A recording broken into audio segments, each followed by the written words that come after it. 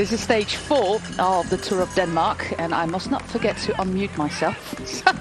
I had started my broadcast, but apparently you did not hear me. This is stage 4, and we already had a start, a fast start really, where the riders who were vying for the points for the King of the Hills classification in the previous 3 days really tried to get into the breakaway, and none of them could. But we ended up with 6 riders at the front, 4 from Denmark, 1 from Colombia, they're in the black of Tudor Pro Cycling, and 1 rider from Belgium. I'll introduce them to you once we have a shot of our breakaway. The peloton, where it was an absolute fantastic day yesterday for Lidl Trek, where they won 2, Skelmose won on the iconic finish on Weile. Sorry, lost for words here. Glad we only get to see the back though. Looks he has some foamy on his saddle. Oh God, we go to the front. Oh, never mind. 90k to go. What a start to the day. 90k to go with our peloton, and Brian Smith is ready for a sprinter stage. Because, Brian, that is what we're looking at today. Yeah, definitely. You can see that the teams are riding on the fronts. You know, of the breakaway, and you've yet to name them, the best placed is Simon Pilot at 7 minutes and 9 seconds. So that really does mean that Lidl Trek don't really have to do too much. You know, this is the kind of last opportunity, last kind of road stage if you've not got a time trial specialist within your ranks, and you know, another opportunity for a sprint. Of course, Mads Pedersen would love to win a stage of this year's Tour of Denmark. He's ridden magnificently so far in this race, and you know, he's sitting in second place and he's poised to potentially win the general classification. It really depends on Skelmose's time trial. So yeah, that's why we're starting to see the sprinters teams, namely Soudal Quickstep, come to the front, and of course a new team that's kind of come to the front. We've seen them crash, we've seen them there and thereabouts, but you know, Q36.5 have put a rider on the front as well. They're thinking of their sprinter for today's stage. So, you know, it's always the case, as you say, that last opportunity for a stage one, and you know, the teams are prepared to ride for that. And it's always a thought process in the last stage of an event like this. So I'm not saying the last stage, last road stage, time trial tomorrow, that everybody's going to take their opportunity, and this is why we're seeing Jakobsen is the fastest sprinter here, but if you've got a sprinter, you want to give him a chance. But I think Jakobsen is the fastest guy here, and he's probably, he is the favourite to win. Yeah, and we must not forget how much Mads Pedersen has given in yesterday's stage. But first, I'll give you the names of our leaders. Indeed, Simon Pilot, our Colombian Swiss, or Swiss-Colombian, is in that breakaway representing Tudor Pro Cycling. We have Gilles Hesters, the Belgian rider of Flanders Baloise. Emile Vignebolt represents Leopard TOGT. 2 riders of the same team, Restaurant Suri Calras, Rasmus Wallin and Jacob Ekholm. And then we have Rasmus Pedersen of the Danish national team, and he's also the youngest in our breakaway of 6. Just shy of 90 kilometers to go, and the gap is down to 1 minute and 37. That kind of tells you everything that you need to know about the chances of these 6 guys. We're racing from the west to the east on the island of Zeeland, one of the on our way to Copenhagen. Today's finish is in Baksfjord, but that is actually a suburb of Copenhagen. So that is where we are going, 178.4 kilometers. We have 3 categorized climbs on our way of the 2nd category, but the riders currently still within reach of taking that jersey off the shoulders of Nicolai Pedersen are not in the breakaway. They did try with Askov Pallesen and Wessel Krul, but none of them managed to get in the breakaway. And for Nicolai Pedersen, that's all fine. If the riders up front, these 6 riders, snatch up the points, he'll be more than happy to pull on another polka dot jersey tonight.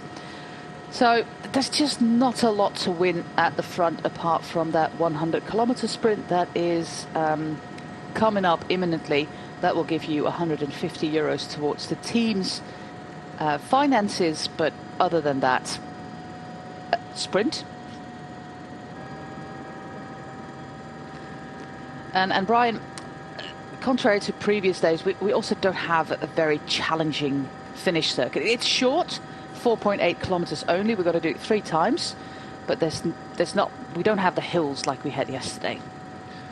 No hills, but the run up towards this circuit, we can see it's pretty open.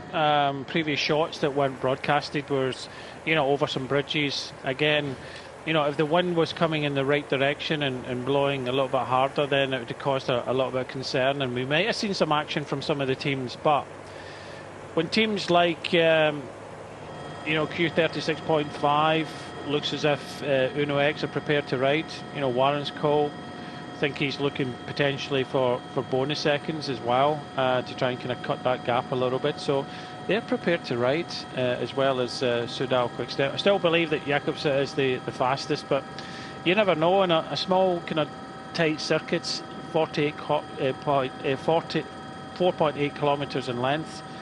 There's a possibility that anything can happen.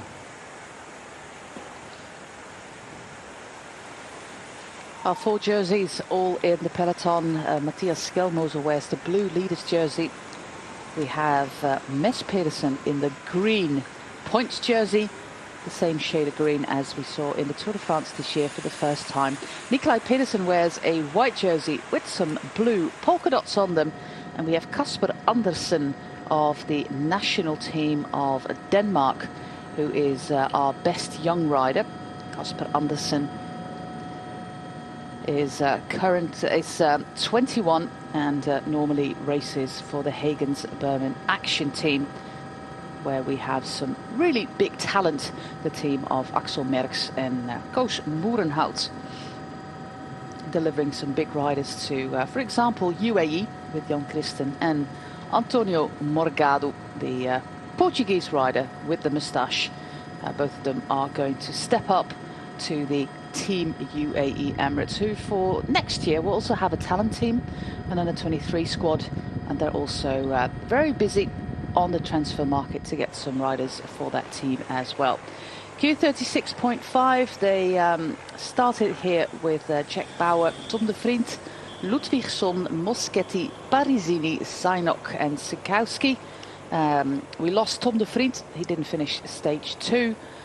But today they have full confidence in Matteo Moschetti, whose career, Brian, went off to an absolute flying start, and then due to injuries and illness and what have you, it's been hard for him. He did win the Clásica de Almería, a race that we covered together all the way back in February. But he started his career really promising, and then there was this big crash. And it's really hard for a sprinter when he doesn't win anymore. It gets to the mind as well.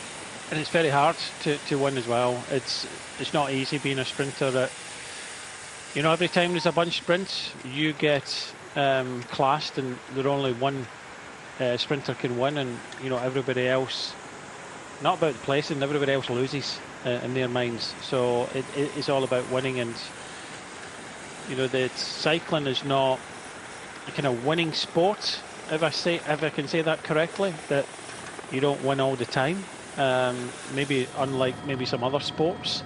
But I think you're lucky at the top guys, if they're having a super season, can maybe win about 20 of their events in 1 year. But you're talking about just getting into double figures, anywhere between 10 and 15 wins a year is quite good for anybody. I know there's some special riders out there, but if you're considering that you're riding 80 days of racing a year, or maybe a little bit more, and you get maybe 10, 12 wins for the top guys, it's not That's winning still all the time. Yeah, it's not winning all the time.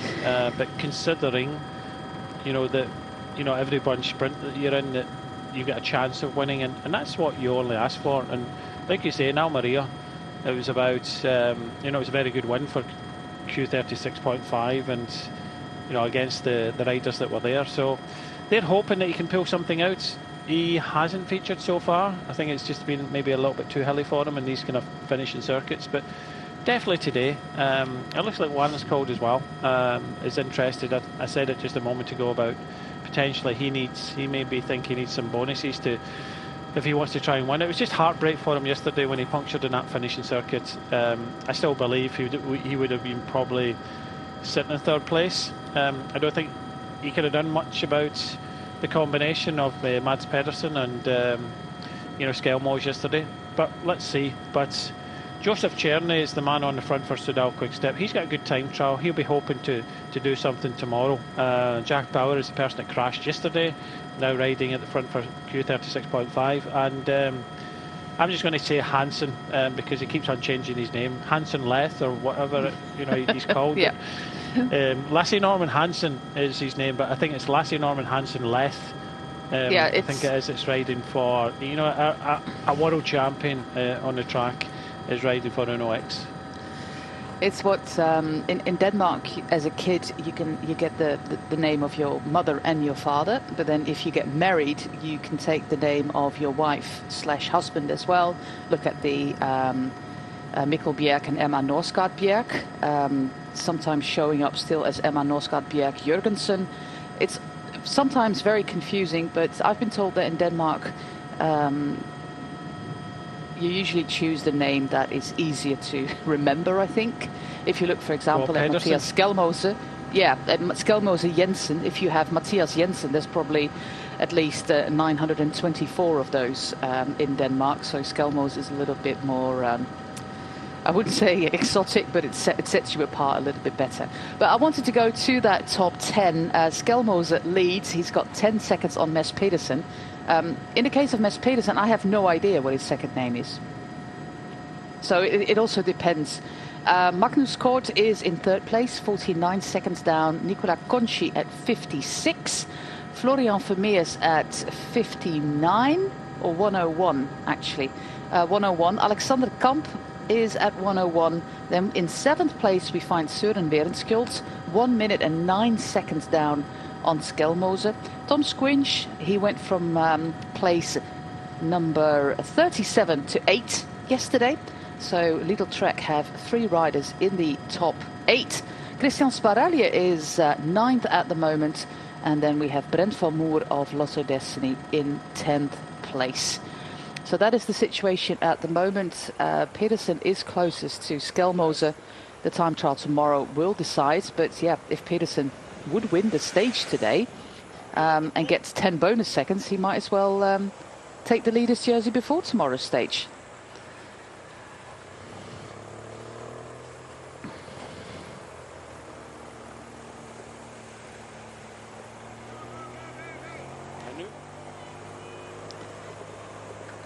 At the front we find Simon Pelot, a man who has traveled the world. He calls Colombia home and he calls Switzerland home.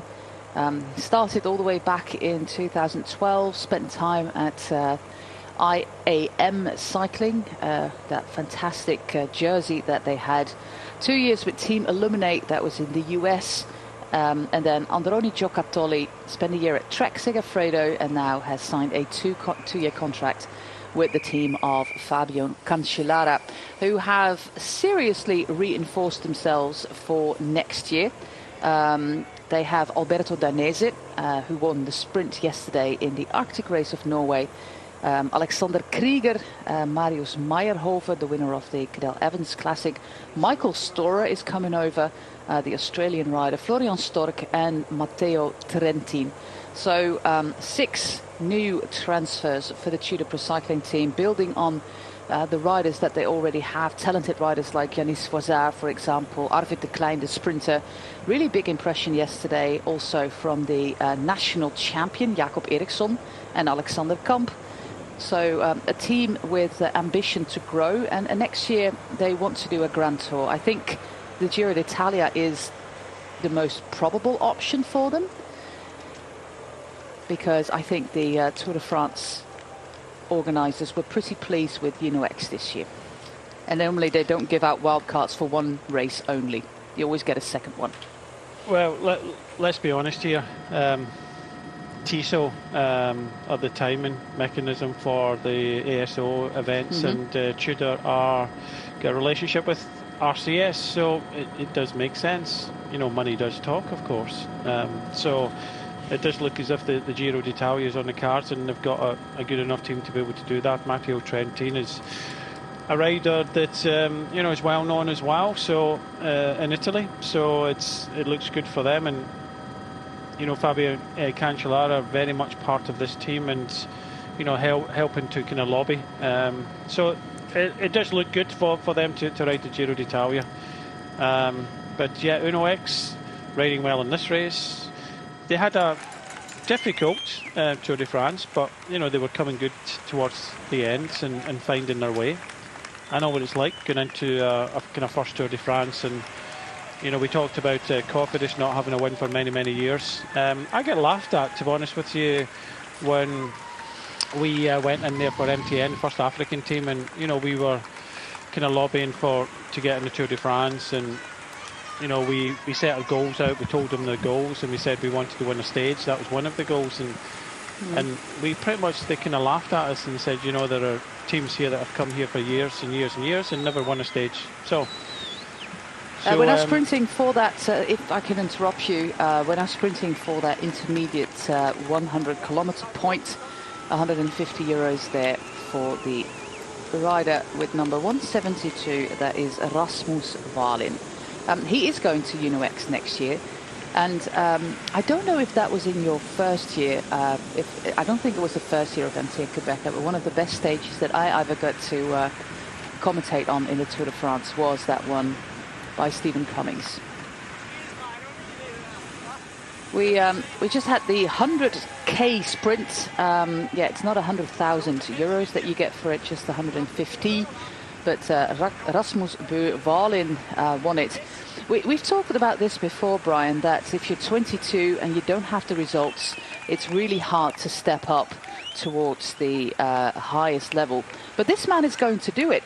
He will step up to the Uno X team next year after an absolute phenomenal season, both at home in Denmark as well as abroad. And he's 27, he's been part of the smaller teams in Denmark since the start of his career in 2016, and now he's 27. He will be 28 in January and stepping up to Uno X. So these things are still possible. They are, but it's very slim. I think it's a case of, you know, who you know, and more than anything in this day and age of pro cycling. I said about Mark Stewart, I'd like to see Mark Stewart given a crack a couple of years, you know, in a World Tour team. I really do think that they can get the best out of him. It's always very difficult when you're in a second division or third division team.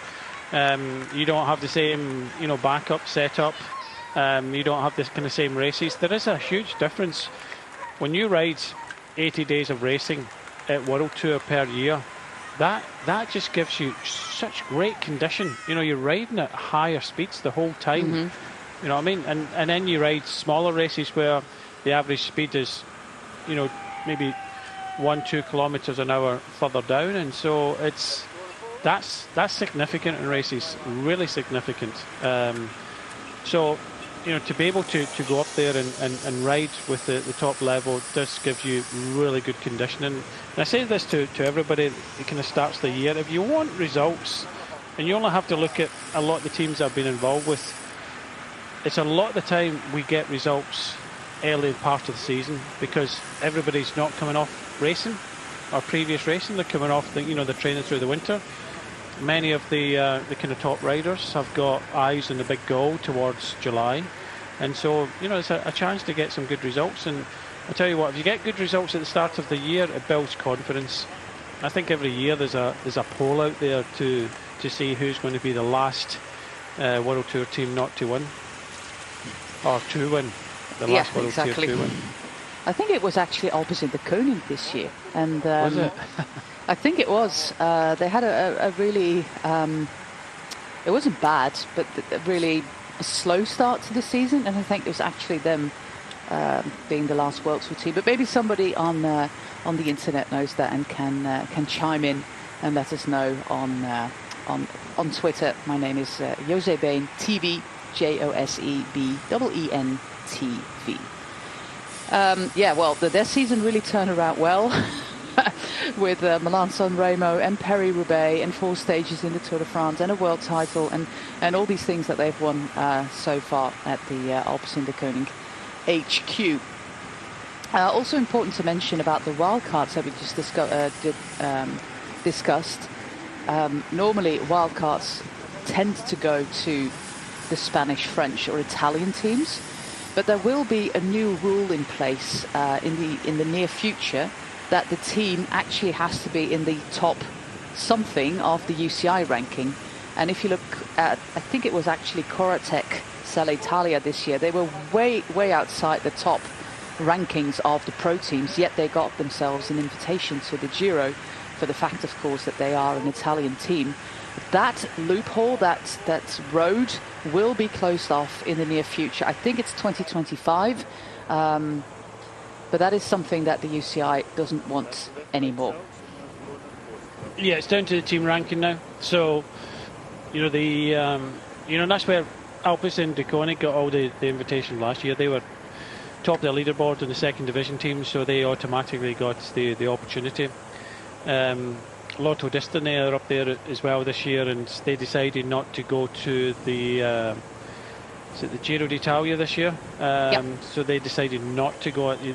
You have got a choice at second division if you do get that wild card. But yeah, I think it's right that the top ranked teams get automatic, and then there's a kind of fight between the next ones. But you have to be up there in the team rankings. You cannot come from nowhere. But I used to like that, and that teams would be put in, but understandably it's always very difficult. Even the work I did before with NetApp when they got into the Giro d'Italia, it was really tough for them, but it's nice that they got that invite, and then the next year they went to the Vuelta. They obviously went to the Tour de France when Leopold Koenig got a stage in the Vuelta, and it's nice that kind of smaller teams get that opportunity. But I do think it's right that there's a hierarchy, and you're chosen on merit rather than lobbying and maybe paying to get into a wildcard entry. Well, I do think that Tudor absolutely has the merit to be part of the World Tour. They're one of these teams that are really investing in the future with both young guys from Switzerland and abroad, and adding some experience as well with the likes of Matteo Trentin. I missed the caption of what we're looking at right now, but it looks like a farm community thingy, big mansion. So let's enjoy it. I have no idea.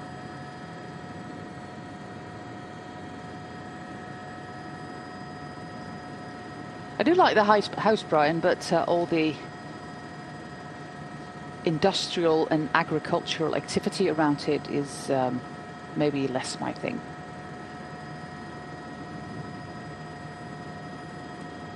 And there's a lot of lawn to mow as well.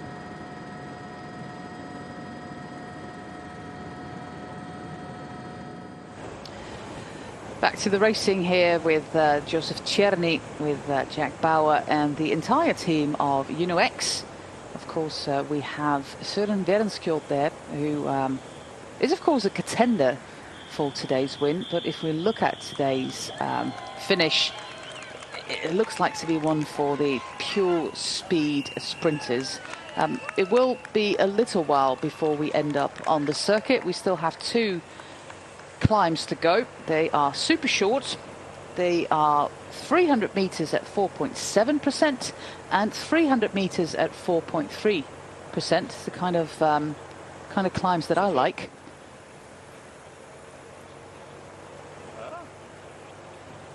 And everything under control now in the peloton. If you have any questions, just let us know. We see the first teams come in as well for the Vuelta that starts a week from tomorrow, and that is of course in Barcelona this year. Geraint Thomas will lead the team for Ineos together with Tijmen Arendsman. Egan Bernal is going for the double Tour and Vuelta. Jonathan Castroviejo, Laurens de Plus, Omar Fraile, Filippo Ganna, Kim Hajduk, and Geraint Thomas, like I said, is the leader. We will of course also have Roglic, Vingegaard, Remco Evenepoel.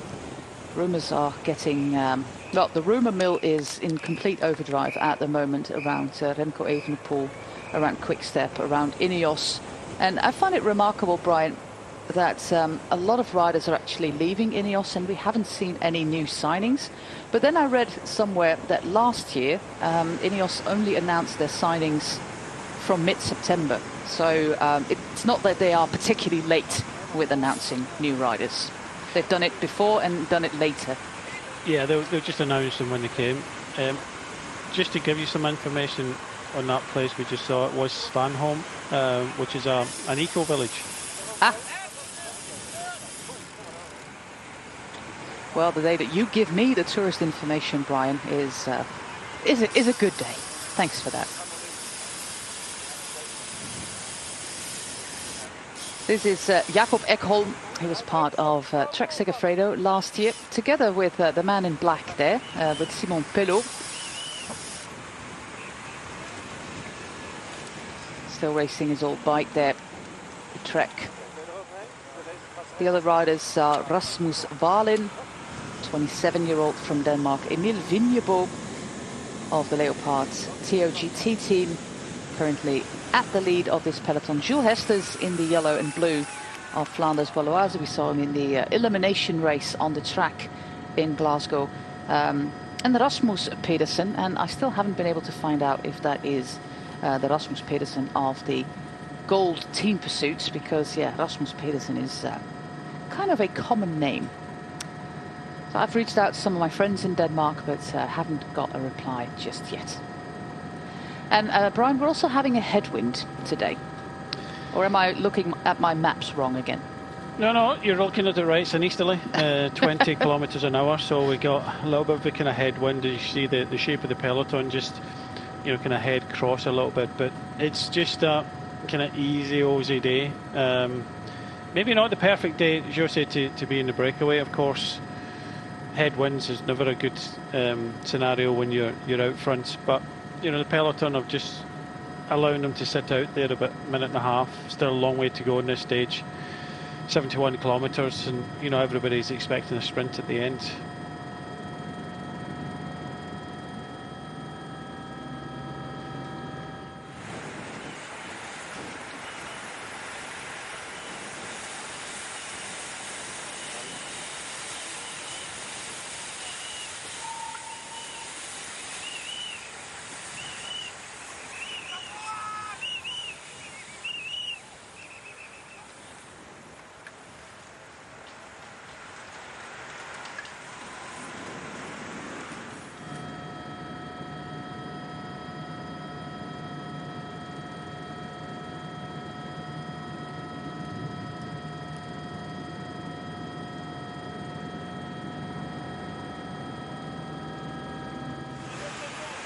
Nice helicopter shot there.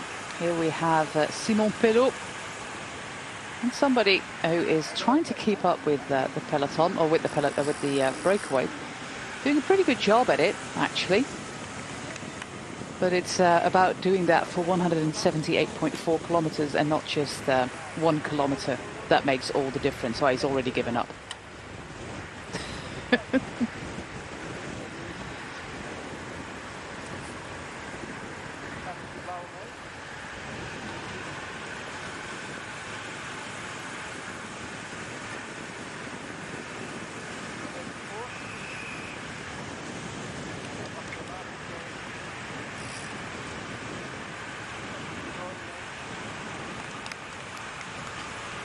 We're back with with our breakaway there, our 4 Danish riders, Jules Hesters from Belgium and Simon Pelot for Switzerland.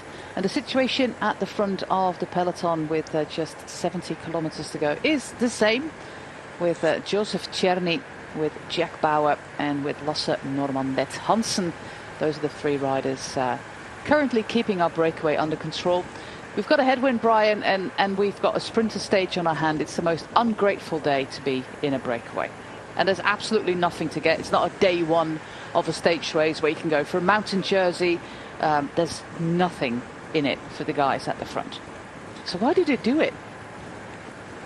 Again, it's, you know, when you look at a lot of them, we've already mentioned it's, you know, the best place is, you know, over 7 minutes down, and that's Simon Pilot in the black for the Tudor team. And you know, they've lost a lot of time, so it's a case of what do you do? Do you just bowl along,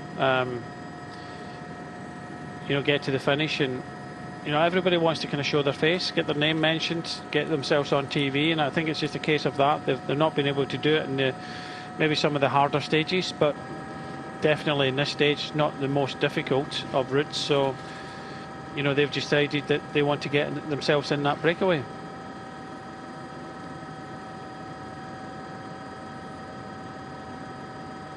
Just had a little shot there of our man in the white jersey, Casper Andersen, a rider of the Hagens Action Berman team.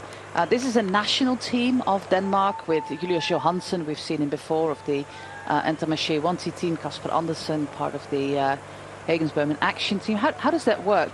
Do they just get a call? Do you want to represent your country at the Tour of Denmark? Do teams generally agree on these kind of guest appearances? How does it work? Do you have to call the manager? For the Danish team, for the national teams, getting in these races, it comes down to selection. I know that the British team, they get invited every year to the Tour of Britain. In some of the kind of early days of that happening, they were bringing in some experience, so you can learn from some of the experienced riders. But I think nowadays they were just using the academy, but I don't think there is academy now in Britain.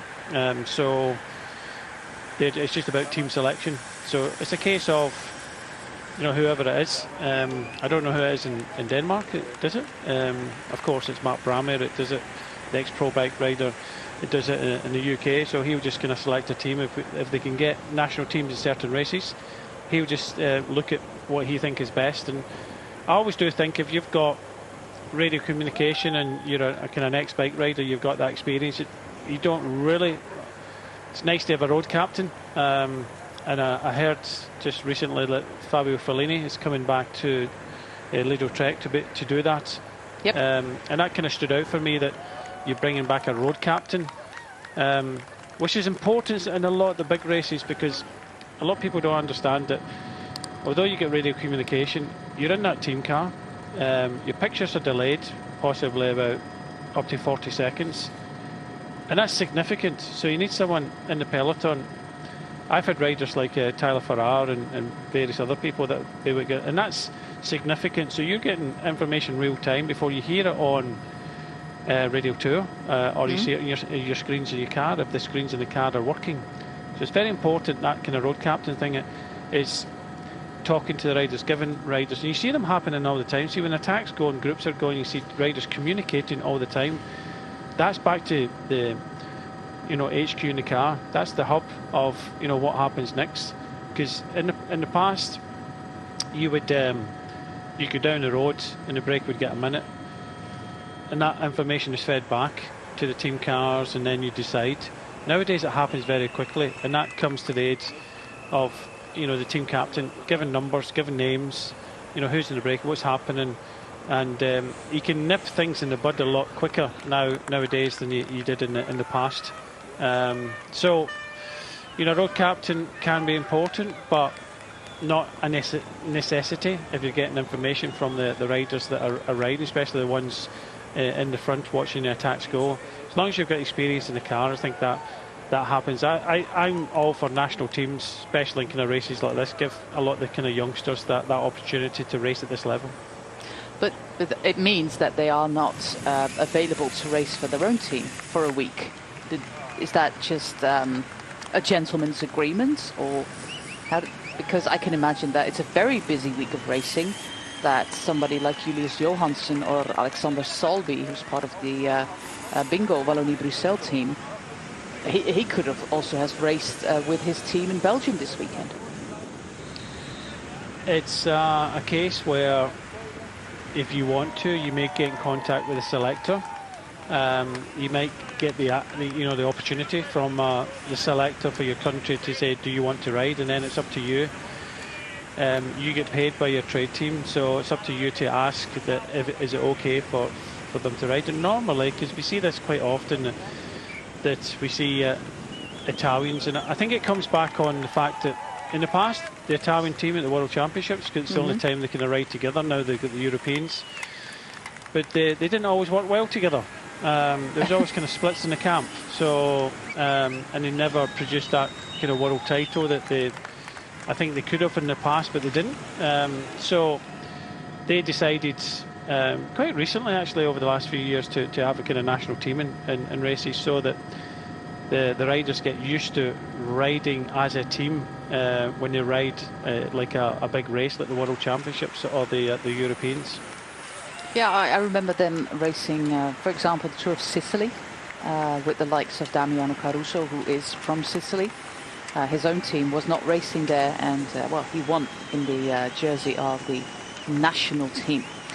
We're in the little town of Jägerspris, and the castle that we just saw is, not surprisingly, the Jägerspris Castle, one of the oldest castles of Denmark, apparently, built around 1400, property of the Danish royal family for quite some time, and you can visit it. It will be open again tomorrow, close to the day. Denmark, of course, one of the monarchies here in Europe, together with Belgium, Netherlands, UK, Spain, Sweden, Norway, Denmark. I think that's, we're almost there.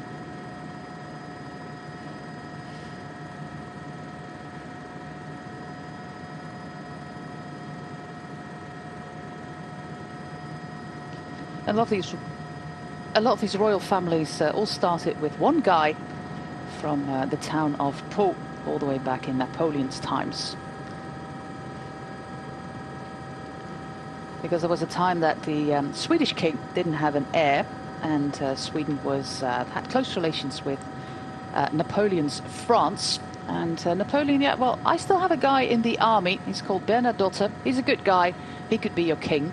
And, well, that's exactly how it happened. He became the king of Sweden, and the Bernadotte family is still represented in many royal houses in Europe. Luxembourg, also a monarchy, including that one of Denmark. They have a queen here, Queen Margrethe. She is one of the longest reigning monarchs in Europe. She's reigning over 50 years, from the 14th of January 1972. She's 83 already, Queen Margrethe.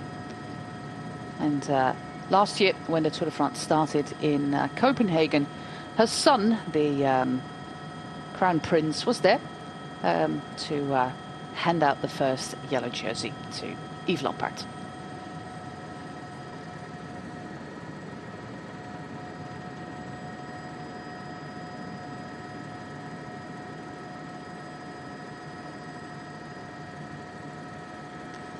Got a question on social media, Brian. Apparently, we'll also be being watched carefully by dogs. We have lovely Border Terrier Heidi, who even got a Danish flag bandana on for today. And the question is, do we actually have mountains here in Denmark? Straight answer is no. But what do you class as a mountain? Philosophical question. We've been talking about that throughout this race. That, I think the organisers have now covered the King of the Mountain competition as King of the Hills, because there's no mountains here. We don't have, what's the difference between a hill and a mountain? That's something that I don't know exactly. I know that in Scotland we've got, Corbetts and Munros, at certain levels, certain heights and things like that. But I don't know what's classed as a mountain, because normally in cycling the terms, we have it in the Tour of Britain. We don't have any mountains, but we still call it King of the Mountains, or Queen of the Mountains. We don't get King or Queen of the Hills. So I think this is a kind of first for a race to be able to do that. But yeah, I don't know the definition between what's classed as a hill and what's classed as a mountain. But what I do know is the Rasmus Pedersen that is the world champion in the team pursuit for Denmark is Rasmus Lund Pedersen. He does ride for the Restaurant Sari team, so he isn't riding the race. Thanks. But the other thing, interesting fact is, since the start of this race, we've had a Pedersen in every single breakaway. This is true. And there's 6 of them. We counted them. Of course, 2 on the little track team, the 2 brothers, Martin and Mads Pedersen. We have Kasper Pedersen, who was instrumental to the win of Fabio Jakobsen. Then we have, our Pedersen in the breakaway, Rasmus Pedersen, our king of the mountains, Nikolaj Pedersen, and Henrik Pedersen is the youngster of Team Cola Quick, and he's been in the breakaway as well. Good point there. Can we just rewind a little bit? It's King of the Hills. King of the Hills, indeed. Yeah, not mountains. You're confusing everybody now. Oh. See, these parts here could be, if the wind was blowing in another direction, these are opportunities to kind of split the race up a little bit. We do have predominantly headwinds for much of today, but such a beautiful part. And if you remember the Grand Depart last year, and I think they were hoping that the winds, because Denmark doesn't have mountains, but they do have winds, and they do have a lot of kind of bridges, coast roads, and I think they were hoping that the wind would blow and that would kind of make it really interesting. And it turned out that wasn't the case. Nope. Every time we say King of the Hills, it reminds me of one of my favourite songs of the Pogues called Young Ned of the Hill. Absolutely scathing text towards the former occupiers of Ireland, being the English monarch. Just look it up. It's called Young Ned of the Hill. It's a fantastic song. I love it. But I love the Pogues. 60 kilometres to go. 1:12 for our 6 leaders. Not a lot happening, to be quite honest with you. But we have the lovely scenery as we make our way to Copenhagen. Talking about the hills there, you know that old saying is when you're getting a little bit old, you're over the hill. But I struggle to get up hills nowadays, so it's... You don't even make it over the hill. I don't even make it over. Oh, you're young at heart, Brian. You're young at heart. I think that long ride with the Spaniards yesterday did you in a little bit. Yeah, I just went out and ended up just riding my bike, and I have to say I really enjoyed it. I've got, to be honest with you, you go through situations. Earlier in this year, I was through a situation where I didn't miss riding my bike. I'm very open about saying that. I did not miss, and I never thought I would say that, but I didn't miss riding my bike. But after that ride yesterday, I've got that kind of bug back a little bit now. Good news. Yeah, I love riding my bike. It's what keeps me sane. Keeps me happy. Oh, I hope nobody crashes on that curbstone there. Sorry. From time to time, riders do fall out of love with riding their bike. And if you watch the Mark Cavendish documentary on Netflix, which you should. Yeah, that just emphasises how good it is. And they found out that. Well, I'm not going to spoil it. It's just ride your bike. Watch the film and ride your bike. Yeah, I love therapy in Wales, as you're already saying, Josie. Yeah, most definitely. If you've been following me on social media, we've had a very rough month where we, on several occasions, almost lost our dog, who's only just 5, so it's not that she's very old. But she's on the mend, and just these 2 hours a day that I could go out on the bike really kept me sane. And now I can go for a few hours more because everything is much better now. But it's just a fantastic way to keep busy. It's not even about going to races or race my bike, but just be out there in nature, listen to podcasts, or just enjoy the silence.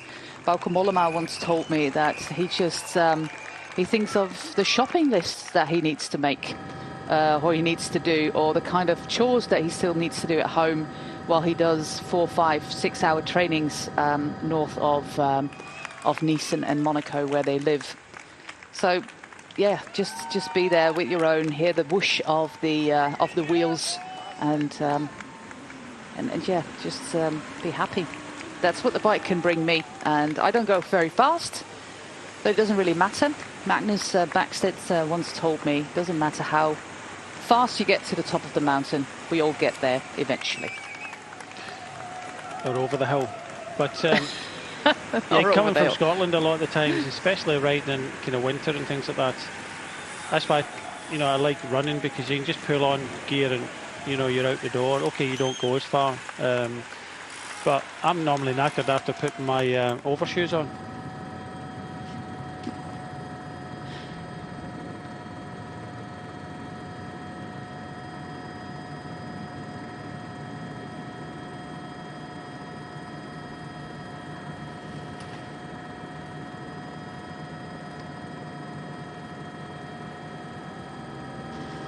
Indeed, as the helicopter pans out, which is doing right now, we can almost have them in one shot, the peloton and our breakaway of 6. It will be another 40 kilometers before we enter that local circuit, which is on the water, just like we've seen before. It's a beautiful part of the world. And I was at the Tour Start last year in Copenhagen. I rented one of these bikes that you can get there just with your PayPal or your credit card or whatever, and you pay a certain amount per kilometer. And it was with a electric support, despite the fact there's no hills. But in the end, I think I did like 21 kilometers, rode the entire time trial course along the coast, and it was absolutely brilliant. The entire city of Copenhagen, including where we're going now, Baksfjord, which is one of the suburbs, is just made for cycling. They've got the infrastructure, and Denmark is one of the most popular countries in the world to travel by bike. A lot of people just go to work on their bike, and if you have the infrastructure like we have in the Netherlands as well, it's so much easier and safer to go to work. Like you have a bike path here on the side of the road.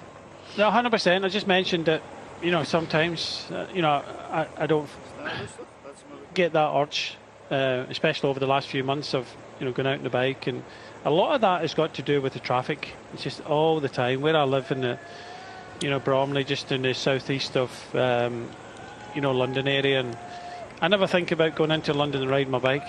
I'd rather go out and keep away from the traffic. But some of the roads we're on, you know, you're dodging holes and you're moving out to avoid them, and the cars. It's just like, oh, can't be bothered with that. I'd rather. And I've just recently got a new gravel bike, which I'm looking to explore. But I went over to. I was involved with the Hot Chili LTP this year for it coincides with the end of the Tour de France, and what's an LTP? My partner and London to Paris. And some of my family members were working on it, and you know, on the Sunday of the tour, my young son, who's 13, said, "Why don't we hire line bikes?" I said, "What line bikes? They're hired bikes." We rode down and from the hotel to watch the tour. Then afterwards, they said, "Right, we'll go up to Trocadero." So we rode down Trocadero and up there and had dinner and things like that, and then rode back to the hotel, and that was one of the best days. One of the best days, just riding around Paris with my young son and my partner. That's what I had last year in Copenhagen. Yeah. Just racing around. Well, I wasn't racing. No, well, just riding around. Riding around. And my son was racing.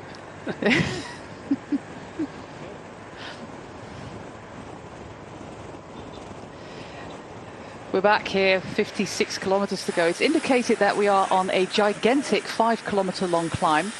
And Mads Pedersen just went back to the car to get himself a 500 milliliter can of Monster drink. You might remember that stuff. It's pretty popular in countries of Spain and France, of course, supports a lot of, I think, F1 and MotoGP and all that sort of stuff.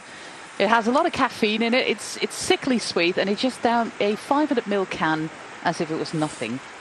Personally, I would not want to ride next to Mads Pedersen at the moment, with the risk of giant burps happening anytime soon now. I've seen riders take like small cans of Coke, you know, the 25 mils or 20 mils, but he just took half a litre of the stuff and downed it. Well, bravo, Mess Pedersen. Maybe there's a sponsor deal in the making now, you know, Red Bull and Wout van Aert and Blanca Vash and all these cyclocrossers. Maybe there's a sponsor deal now with Mess Pedersen and Monster Energy Drink, and he's got the custom helmet coming up soon. Or maybe he just likes the stuff. That's quite possible too.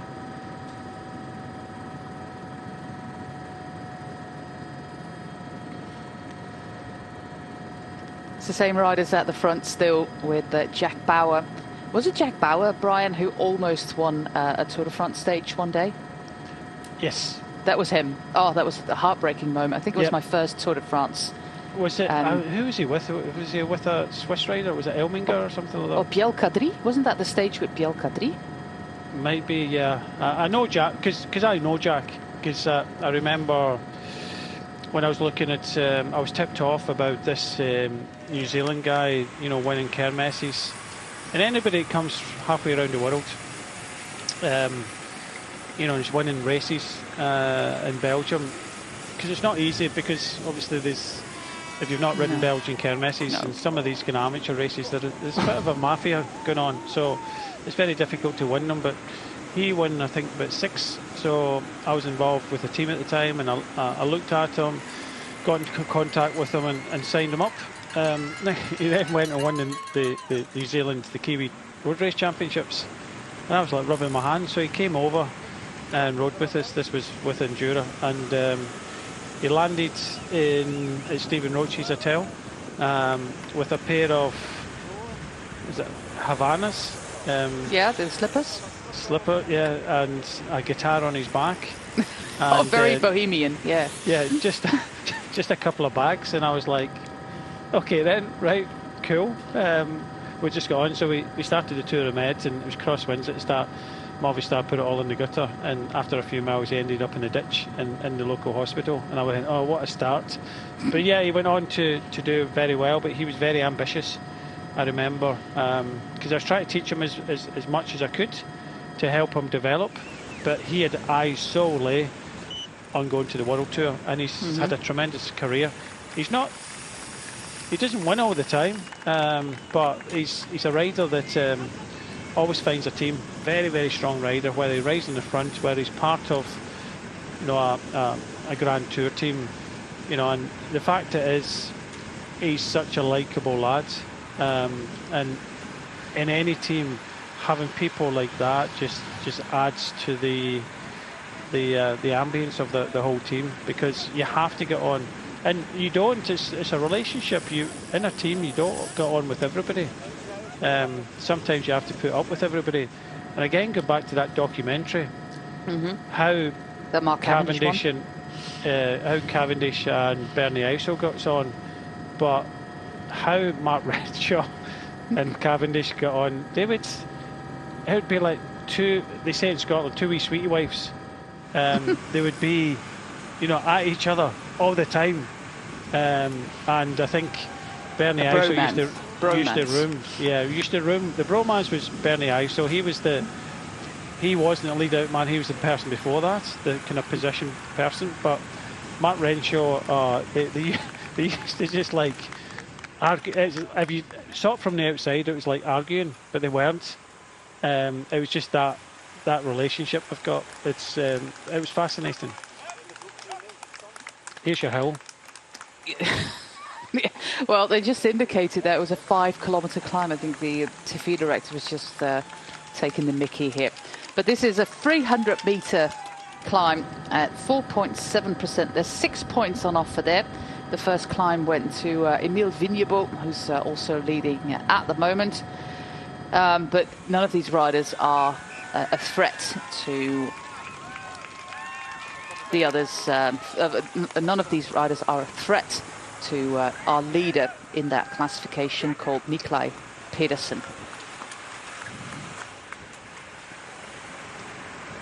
So points go to Emile Milkje Vignebo, who also won that first one. But Nikolai Pedersen, he started the day with 40 points. Most of them he got yesterday. And he will be, if he finishes the race, that is, although the sprint is still to come. If Nikolai Pedersen finishes the race, he will get the mountain jersey. So no sprint at all here. We have Vinjebo, Jules Hesters, Jakob Ekholm, Rasmus Wallin and Rasmus Pedersen, and of course Simon Pelot. You might have spotted the signs of a crash on the jersey there of the man with 172. He's still wearing, I think it's actually a skin suit, Brian, with long sleeves, isn't it? But he crashed quite early on in the stage, got back on his bike and went on the attack and established a breakaway. Yeah, I believe so. Yeah, everybody's riding speed suits and things like that now. You know, you can have them with long sleeves, without sleeves. You know, it's each to their own. You know, I think the old school jersey and shorts, you know, there was a place for that. But nowadays, everybody just, you know, going for kind of more aerodynamics more than anything else. Here at the tail end of the peloton, Aaron Gate is out of the race. He abandoned yesterday together with Julien Bernard. And yeah, when Skelmoser won the stage yesterday, I thought, well, isn't that Julien Bernard? But it was indeed Julien Bernard. He, in the tracksuit, he abandoned the race together with Aaron Gate yesterday. Only 10 riders out of the race so far. So all in all, not that much, despite the fact that we did have some crashes. Luckily, not a lot of crashes reported today, apart from the one by Rasmus Wallin. But so far, so good. And the situation at the front has been unchanged for a while. We have a next climb coming up quite soon, as we're looking at Ollie Jones here. He was involved in one of the crashes, judging from the bandage there on his leg. And there we have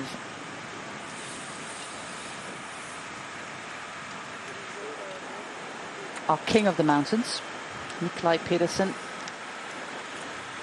And this is Mads Pedersen, completely vibed by his half a litre of energy drink that he just downed.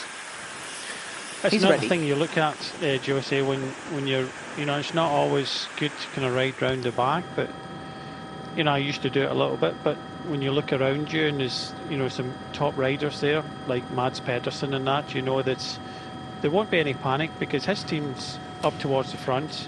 He's there at the back. If worst scenario came, then, you know, they'll drop back and help, so there's no real panic there.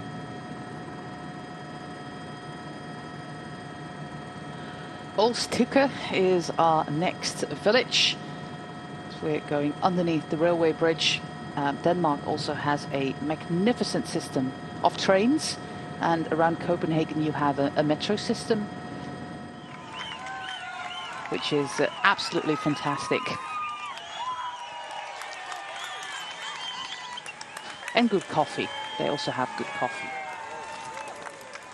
Contrary to France, where I'm going on Sunday. I wouldn't have said that. You just upset them. No.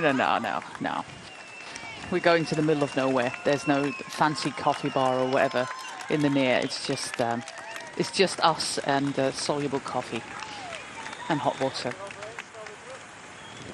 It's one of these regions, Brian, where you actually have to plan where you're going to fill your bidon. Otherwise, there's just no place. It's completely empty. Tell me about it. You don't really think about it. Even in that ride yesterday, it's, you know, I've got one of these bottles that keep, you know, the water cool. Yeah. You know, you see the pros don't use them because, you know, they're in cool boxes behind and full of ice and things like that. But it's as amateurs and things like that now that, you know, we're carrying these bottles that keep it cold. Now, you don't have that problem in Scotland, of course, but you know, you just fill it up a little bit, put it in the freezer, and then fill it up with water, and it keeps cold for 4 hours. And I think great. I had two in my bike yesterday. It was brilliant. I had cold water the whole way.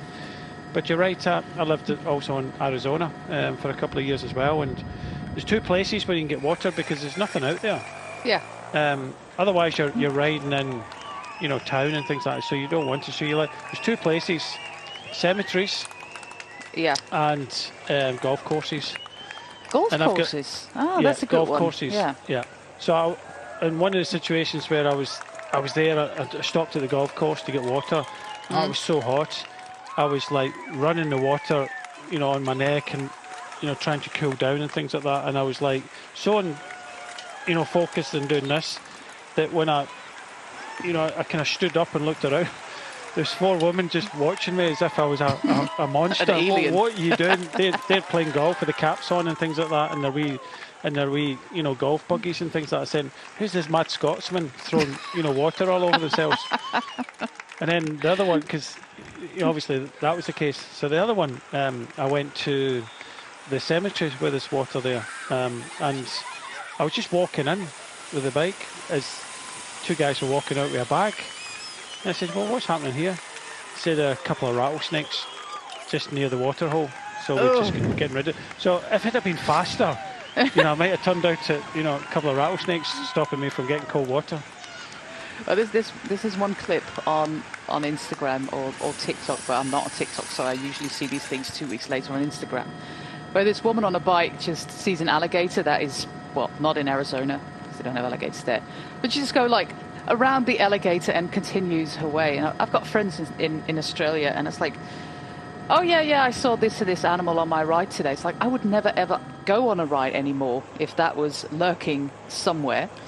But yeah, no, this place in France is so deserted that there's not even any activity on the cemeteries. There's not been, people have been buried for the last at least 2 years. So I always wonder what kind of quality the water has, but my rides are usually not longer than 3 hours, so I will not die. But it's going to be 35 degrees, which is almost 100 Fahrenheit, which is something that we haven't had just yet here up in the north. So it's going to be a bit of a shock to the system.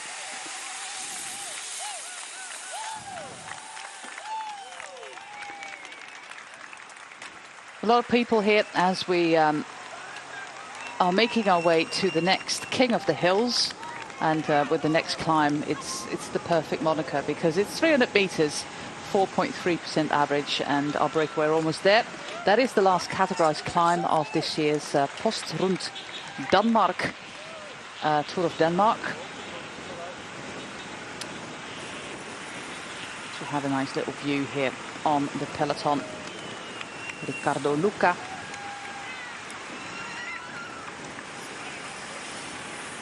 And the entire train of the Green Project. They had a few top 10 places already with Filippo Magli, the man with number 83. I do think that the Green Project Bardiani are a little bit the odd one out on this start list.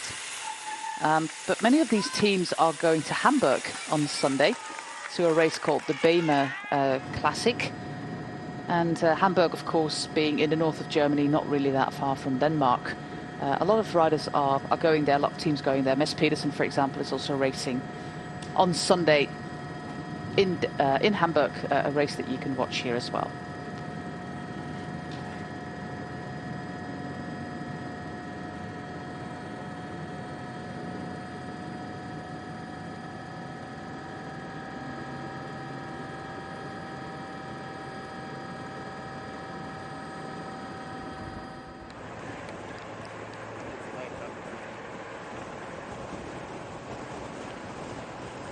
Well, we have lovely, lovely August weather here. I see that in the Arctic race of Norway, a race that's on at the moment as well. You can watch all these races on our digital channels. The weather's really taken a turn for the worse there. It's absolutely a gale force wind at the finish town. They already had echelons happening there, and I do wonder if you can actually finish a race up there. Have you ever been to the Arctic race of Norway, Brian? No, I've been to Norway. I haven't been to the Arctic race. I got invited to do the host commentary quite a few years ago, but my work with Eurosport meant that I was covering other events. But I do know that Carlton Kirby's there, doing the host broadcast. So that's brought a smile to me that there's harsh conditions over there, because I believe that he may have gone in a boat this morning. Carlton. He posted something up on Twitter about, you know, me and techno and things like that. So he's over there doing the host broadcast. So yeah, it looks as if he's having a great time, a whale of a time, and you know, I'd love to go there. Irrelevant to the weather. I remember doing the Arctic Race of Norway once, and we had a that was for Eurosport Netherlands, and we had a tunnel which was 3 kilometers in the tunnel, 3 kilometers out the tunnel, and that was a 3-kilometer climb basically, and they didn't have any coverage in the tunnel. So the 3 kilometers downhill, that was fine. The 3 kilometers uphill, it took about, I think, 18 minutes. So for 18 minutes, we had no footage apart from some seagulls and rocks. And that was it. And they had start to finish coverage as well. So it was an absolute nightmare of bike race coverage with no coverage at all of the bike riders because they were lost without signal in the tunnel. But Norway is stunning. Scandinavia in general is absolutely stunning. As is Scotland, by the way. I see a lot of riders, Brian, who stayed in Scotland after the Worlds for a little bit of a holiday. Alison Jackson was still there. Loretta Jones was still there, really enjoying the scenery. So it's good to see that it rubbed off for the tourist industry. The Super Do you know Worlds. what? We were lucky. We were lucky with the weather. I know we had a bit of rain. I made a bit of a crash fest in the under 23 race, but I think we still had deserved winners throughout. But I think throughout the week, the majority of it was nice. You know, it was up to about 18-20 degrees. You know, sunny conditions and things like that. But you know, the start of the women's race was a shame because it was raining.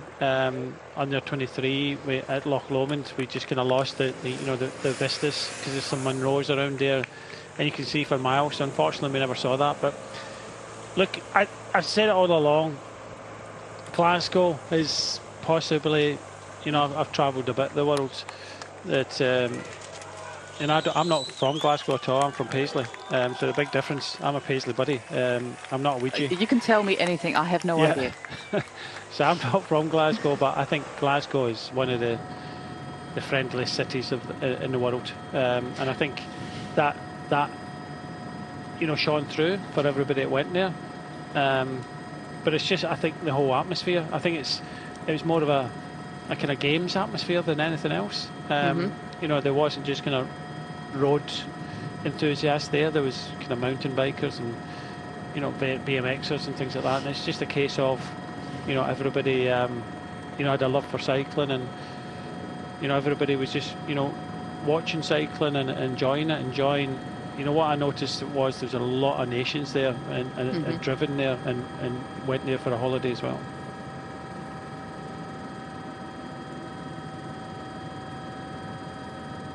There he is, our race leader. A few positions ahead of him is the man in the European Champions jersey. He is the biggest favourite for today.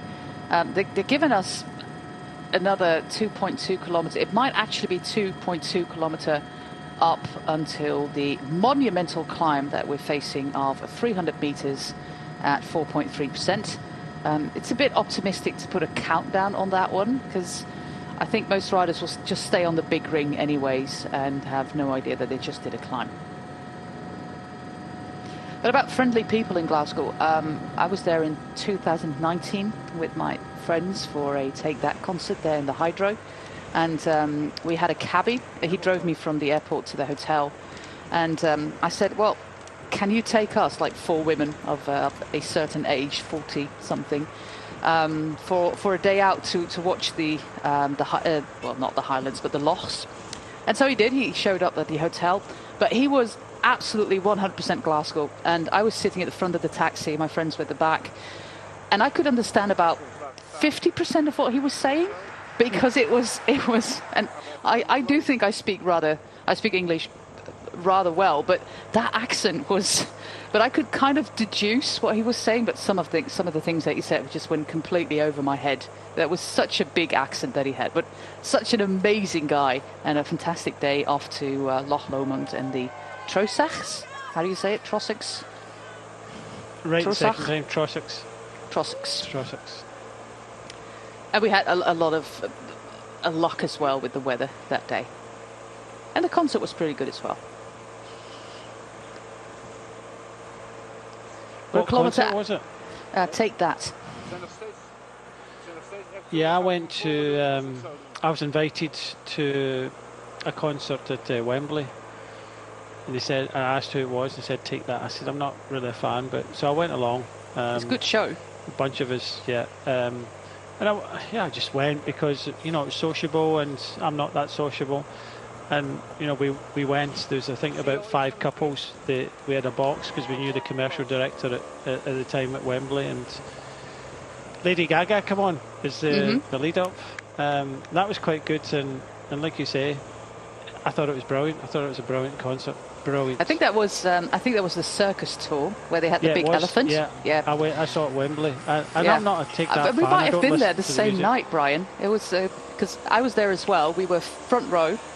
We had queued the entire day on our inflatable beds and everything, and it was great fun. And the DVD that they made of the circus tour, we're still quite visible on it in our orange jerseys. Please don't tell anybody that I said I really enjoyed that concert. No, but that's okay. They do really good shows, and they're going back on tour next year, apparently. So it's either going to be Dublin or Liverpool, apparently, next year for us.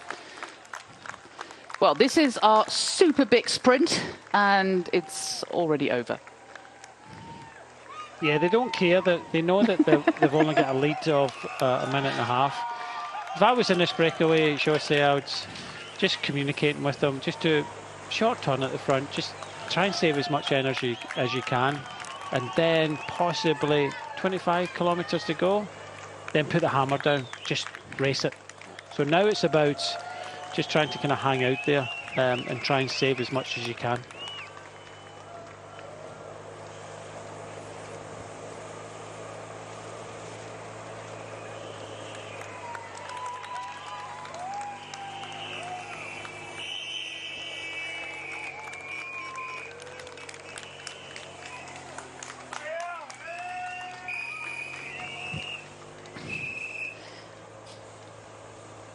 Rasmus Pedersen going to the front now with Jules Hesters.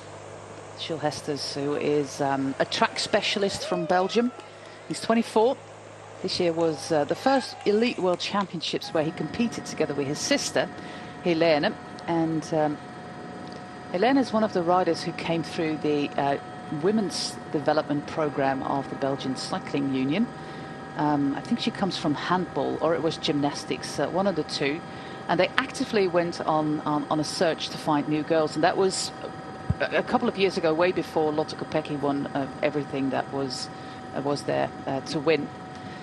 And since that moment, every year, the new licenses for Belgian girls going under 17, under 19 have doubled every year. And are still, of course, a lot less than the boys. But that effect and that positive movement from the Belgian Cycling Union, called Side by Side, and the Dutch word for side is zij, which means she, really paid off. And Jules Hesters introduced his his sister to the program, and she's now one of the best juniors they have in Belgium. He himself is a track specialist. He's still on the long list for the medicine team next year in Paris, but in Glasgow he did elimination. I think he was 6th. Lovely guy. Entire family is into cycling. Tom Hesters, the dad, is a mechanic.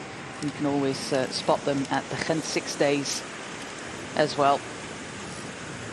One of these typical Belgian cycling families. Looks like the peloton has granted them a little bit more of an advantage, Brian. It's now almost 2 minutes again. Yeah, they've gained it a little bit. I would think that, you know, the peloton will want to keep them about a minute and a half. They probably want to kind of close that gap down a little bit before we get onto this circuit. This circuit's only 4.8 kilometers in length, so they don't want to, you know, be really kind of chasing them down on the circuit. But it does look as if they're starting to ride a little bit. I think they're just asking for the time gap now as well. So yeah, they've been chased down, eked out a little bit more of an advantage, but I think that'll be closed down a little bit more as well now that information will get back to the head of the peloton.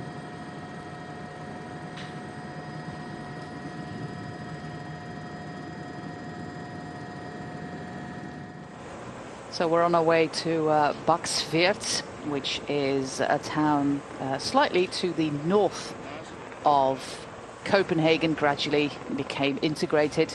There's a big lake there called the Baksveert Lake. They have some good local cafes and cuisines, but it's of course mostly a suburb to the capital city of Denmark, which has about 650,000 inhabitants, so the entire city of Copenhagen, which is not a lot for a capital city, but Denmark is not a really big country, not very populated. I think there's at least 25 cities in the UK with more than 600,000 people.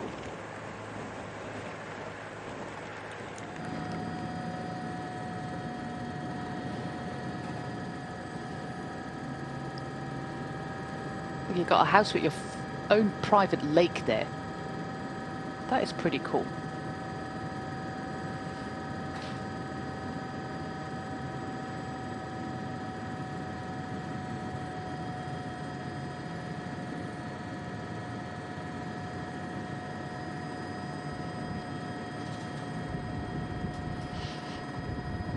The riders have been treated to absolutely gorgeous weather the past 3 days. On the opening day it was a disaster, as it looks like Lasse Norman Let is now job done. Joseph Černý and Jack Bauer still keep at it at the front. What do you think about the quality of our breakaway with Simon Pelot, Jules Hesters, Emil Vignebo, Rasmus Wallin, Jakob Ekholm and Rasmus Pedersen? Do they stand a chance of staying away? Because it's almost 2 minutes again. Yeah, the quality riders in there. Simon Pelot is always a rider, especially over the last kind of few years. He's really impressed. Gets himself in a breakaway and, you know, tries to win the stage. And I thought they would, you know, leave it a little bit more, but they seems to, you know, can up the tempo in the breakaway now. So you can just see a little bit more effort now from Joseph Černý. Soudal Quick-Step, I'll put Srejcek as well, I think, up towards the front, so he's going to start riding a little bit. Lasse Norman Hansen Neth is going back, as you've already mentioned, so I think they've started to kind of hit out a little bit more in the breakaway to try and come on to that circuit with at least a decent enough advantage. But it's because a reaction from the peloton. Just a moment ago, you can see that Jack Bauer, the rider at the front here, just kind of pushing his earpiece in. He was like just trying to really kind of listen to the time gap. It did go up a little bit. Now the reaction from the peloton is it wants to keep it, you know, down, and you know, so they'll push on. So I just think that potentially for me, the breakaway have decided to push on maybe a little bit too soon, which has now caused a reaction in the peloton now.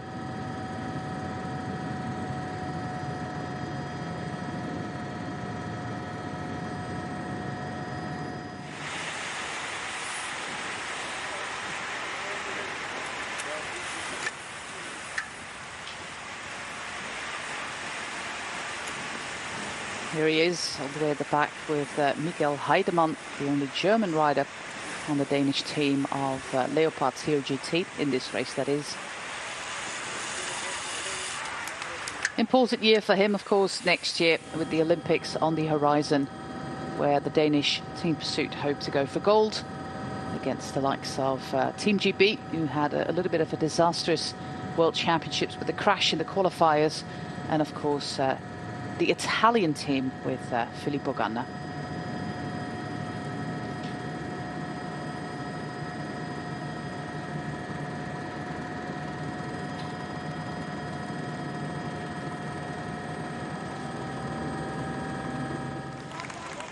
We're back with stage 4 of the Tour of Denmark. We've got 33.7 kilometers to go. Our breakaway of 6, they now have 1:41 on the peloton. Here are the names: Simon Pelot, Gilles Hestes, Emil Vignebo, Rasmus Wallin, Jakob Ekholm and Rasmus Pedersen. They work well together. We've got 2 teammates of the Restaurant Zurich Carl Ras team. This is a man of the national team, Rasmus Søberg Pedersen, because we do have six guys called Pedersen. And this is Gilles Hestes, a track guy. Of course, they do a combined program at the Team Flanders Baloise, but they have a large contingent of riders who are part of the Belgian track cycling team. Also Tour Dens, who won a bronze at the Scratch in Glasgow.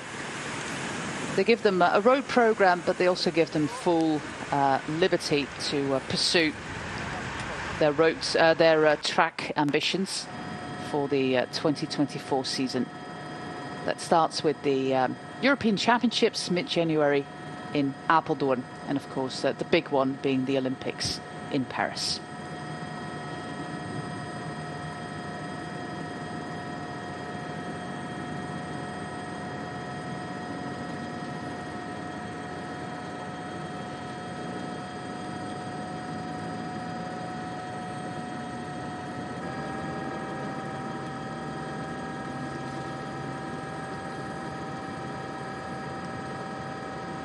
Well, normally we get a graphic what we're looking at, but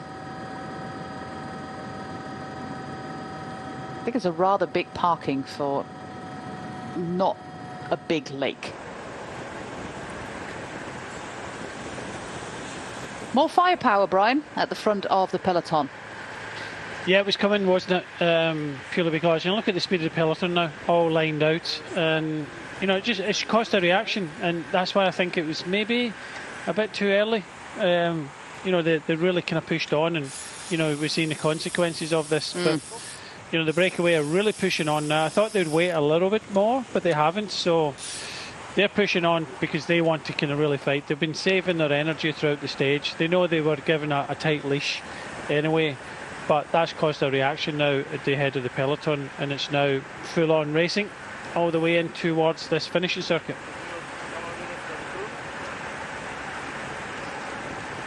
Jakob Ekholm, the man in the breakaway, had needed some assistance. Looks like he's going to drop from the breakaway. And here we are with the entire train of Lidl Trek, with Martin Pedersen there as well. Jacopo Mosca having a fantastic Tour of Denmark. Squinch, Skelmose and Pedersen, all 3 of them are in the top 8 of the general classification. And Dan Hole, who might actually be one of the contenders tomorrow for a top 3, or maybe even a win in the time trial. He's been on the podium in the Netherlands before, as Gilles Hestes is also cooked.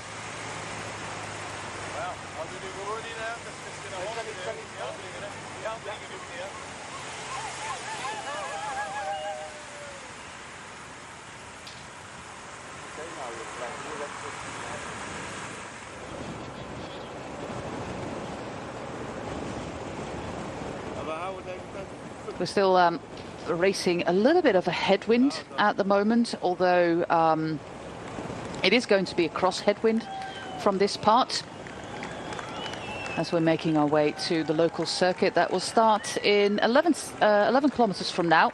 Then we enter the local circuit, and that will be just after the finish line. So we're almost going to do one entire lap, and then we cross the finish line for the first time at 14.4 kilometers.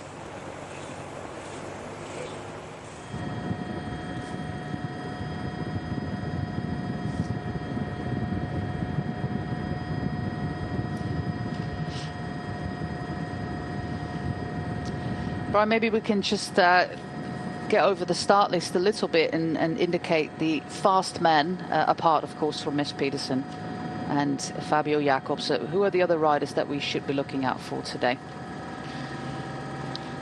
I think, by the looks of things, Moschetti has to be involved for Q36.5. Looking a little bit further down, we don't have that many kind of top sprinters here. You know, there's a few of them kind of hanging around, but such as the likes of Fabio Jakobsen and Mads Pedersen, they are, you know, by far the best sprinters.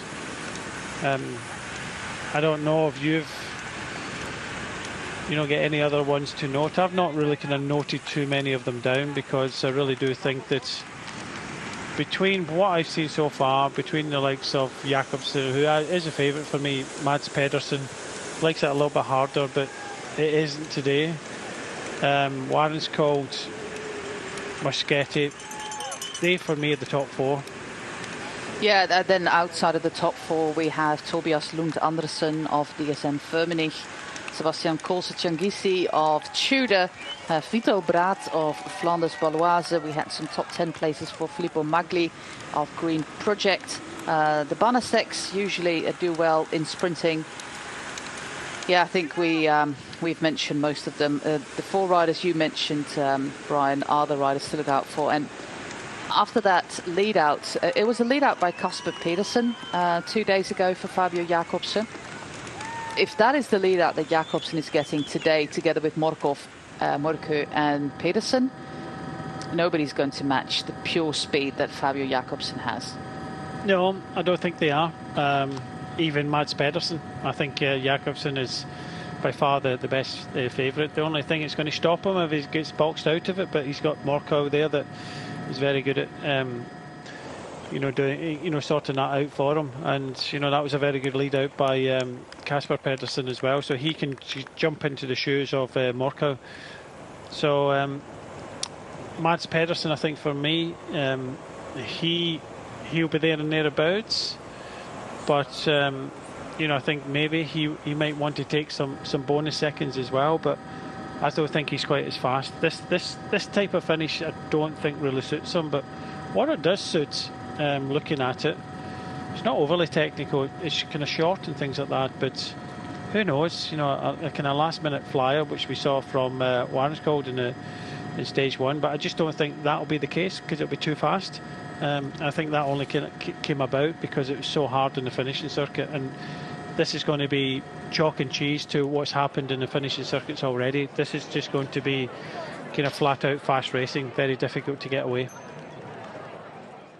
Melårene kører lige ud et rigtig langt stykke, så vender man, og så kører man tilbage igen. Altså 16,1 kilometer ud og ind af Helsingør. Yeah, there's a slight gradient in the final kilometre, about 2%.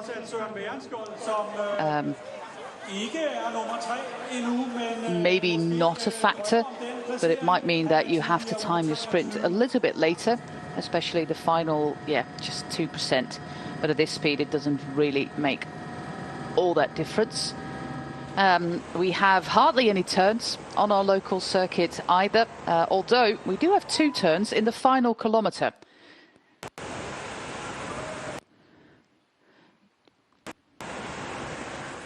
But staying away on circuits like this, Brian, yes, indeed, it's ridiculously hard. Yeah, it's just going to be super fast. According to the road book, it's 800 metres left, 600 metres right, and then we get the finish. So at least they'll get to see it on a few occasions.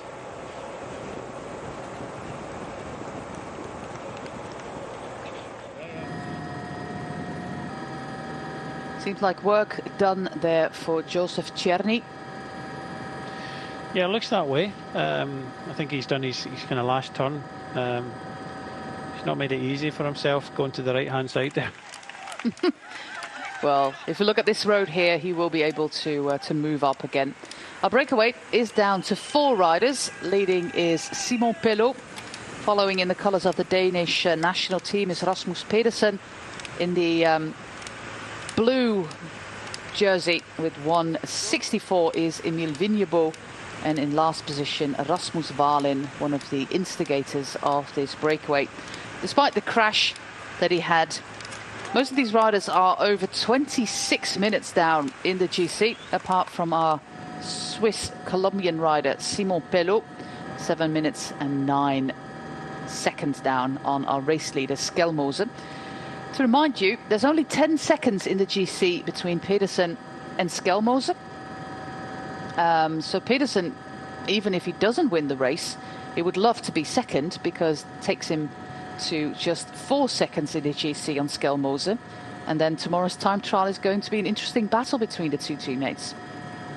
I still think it will, irrelevant of the bonuses factored in there. I think it's a case of if he does take a bonus, it puts him kind of further in front of the rivals. I think they'll be happy. And, you know, I think overnight, you know, Skelmose said, you know, he's thankful that Mads Pedersen kind of gifted him that kind of win. I don't think it was gifted. I think he was the strongest in the end. You know, the effort that Mads Pedersen had done already. And this is what I was trying to say yesterday. It's okay kind of hanging 14, 16 seconds in front of a group. The difference was that when Skelmose went across, 2 of them gained 30 seconds on their rivals, and that was the difference.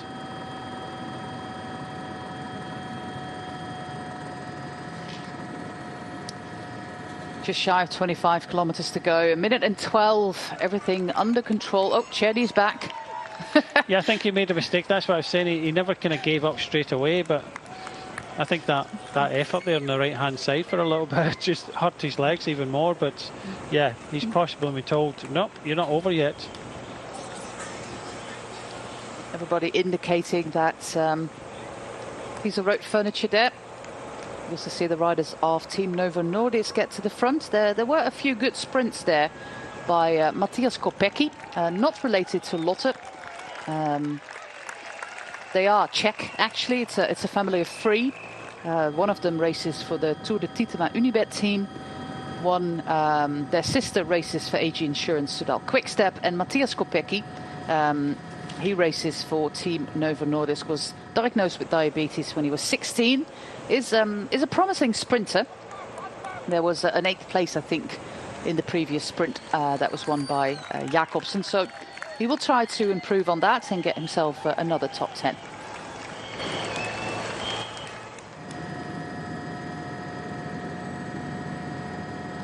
Not for a win, but for a good result there for Matthias Kopecky.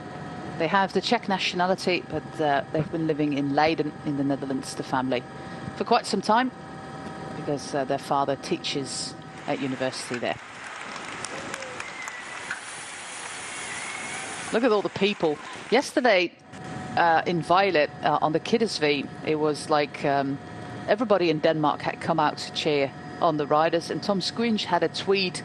If you want to know how big the Mads Pedersen fan club is, look up the population size of Denmark, because it's absolutely equal. Everybody wanted selfies with Mads Pedersen, with Skelmose. And Skelmose said in the press release of the Lidl Trek team that he had hoped that Mads Pedersen could stay with him on that climb, but he couldn't. That was very clear to see. And he got the moment of glory, finishing all by himself on that iconic finish that's been part of the Tour of Denmark for many years now, in the Danish national jersey. So he's very thankful for that. The next goals for Matthias Skelmose are to win on Saturday in the time trial and to win the general classification. So the ambitions are clear. And Mads Pedersen says in that same press release, I joked this morning that we would go first and second with Matthias and me, but that we actually made it happen. That is incredible.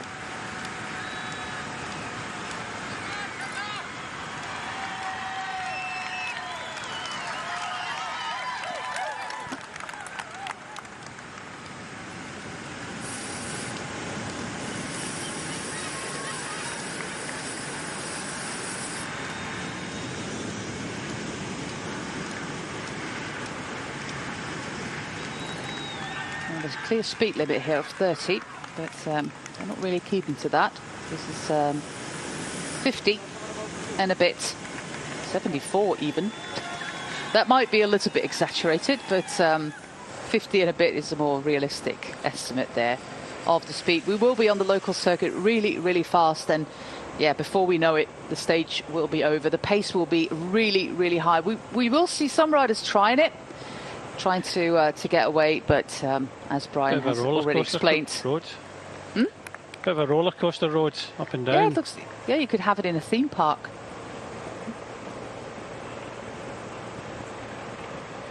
And a really wide road. Well, Jack Bauer, great day of working there for the 38-year-old Kiwi. Signed a one-year contract with the Q36.5. I do hope that they're happy with him, that he's good for the team, good for the atmosphere, as you explained so well before, and that he rides on for another year. I don't think he's announced his retirement just yet.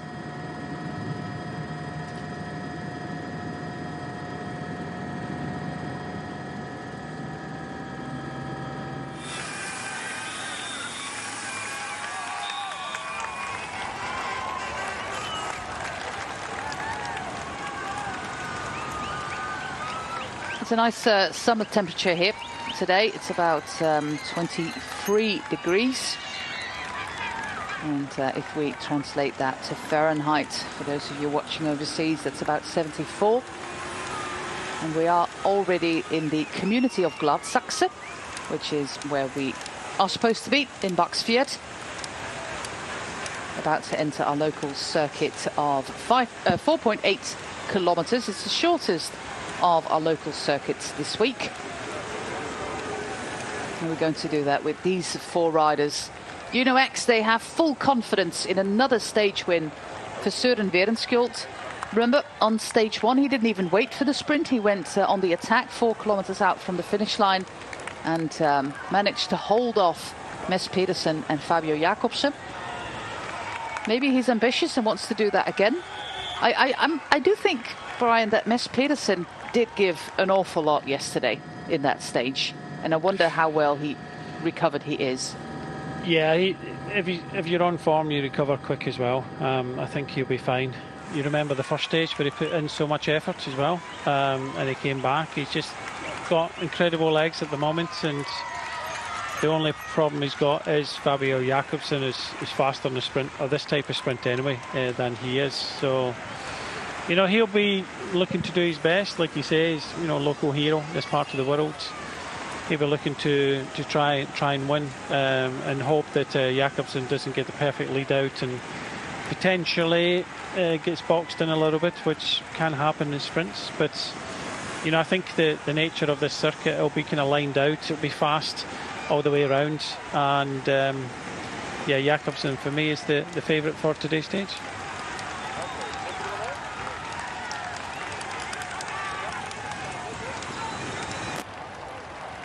19 kilometers to go, and the gap has fallen below the minute mark for our four leaders. Originally, we had 6. One of them was dropped from the breakaway with a flat tyre. That was Jakob Ekholm, and Jules Hesters was, I think he was basically just spent. So 4 riders left. Simon Pelot putting in a huge turn there. Rasmus Wallin, a rider we will see in the Uno-X jersey next year.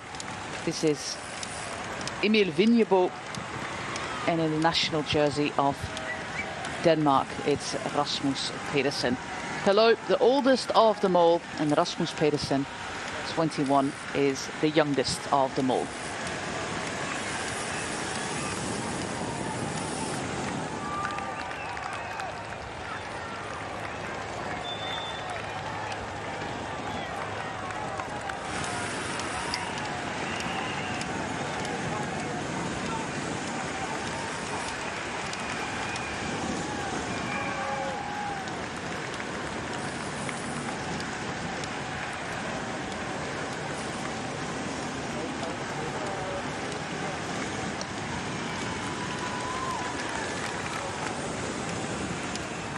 We're on the local circuit now, with the peloton chasing down the large figure of Tim de Klerk, already at the front. With Martin Svitschek there as well. bronze medal winner at the Under-23 Worlds. I think just a week ago. I think that race was on Friday. Might have been Saturday, but I think it was on Friday.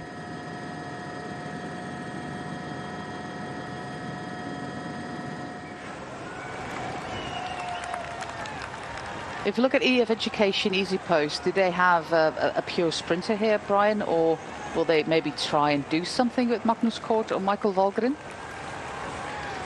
I think it'll be the latter. I don't think they've got a pure enough sprinter. They've got someone that can get up there today. I think really depends on the speed round here, and I've already said it's going to be quite fast. So the chances of them, jumping away towards the end and kind of holding off. Michael Valgren is getting stronger and stronger, and he'll be looking at an opportunity here. But I think it's going to be very difficult. But you never know. I've said it right from the start of the broadcast. This is the last road opportunity. So anybody that thinks they can sprint, this is the last chance. So, the teams will always, put their rider in the best possible position, irrelevant of, others. And I'm saying other faster sprinters. So if you think you can, you got a sprint, you're feeling okay, you have to give your sprinter a chance and hope that he gets a clean run to the line. Look at all these people here. Absolutely stunning. As we had a little view there of the Baksfjord Lake. And we're racing around Baksfjord as well. A lake in Danish is a sø, which, just like in German, a sea, is not a sea, but a lake. And Christmas comes early there in that garden on the right side. Do you know what I like about the crowd here as well? And I saw it in Glasgow as well. They're looking through their own eyes, not through a screen. There's not a lot of telephones out there, no. Yeah, they're looking at it, enjoying it, and I think that's brilliant. And I thought the crowds in Glasgow were great as well, because many of those, they weren't running next to the riders, they weren't getting involved, they were just appreciative of the the racing that they saw in front of them.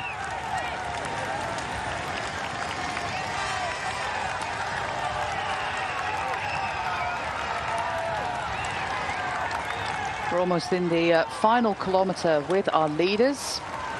First time across the finish line will be at 14.4 kilometres.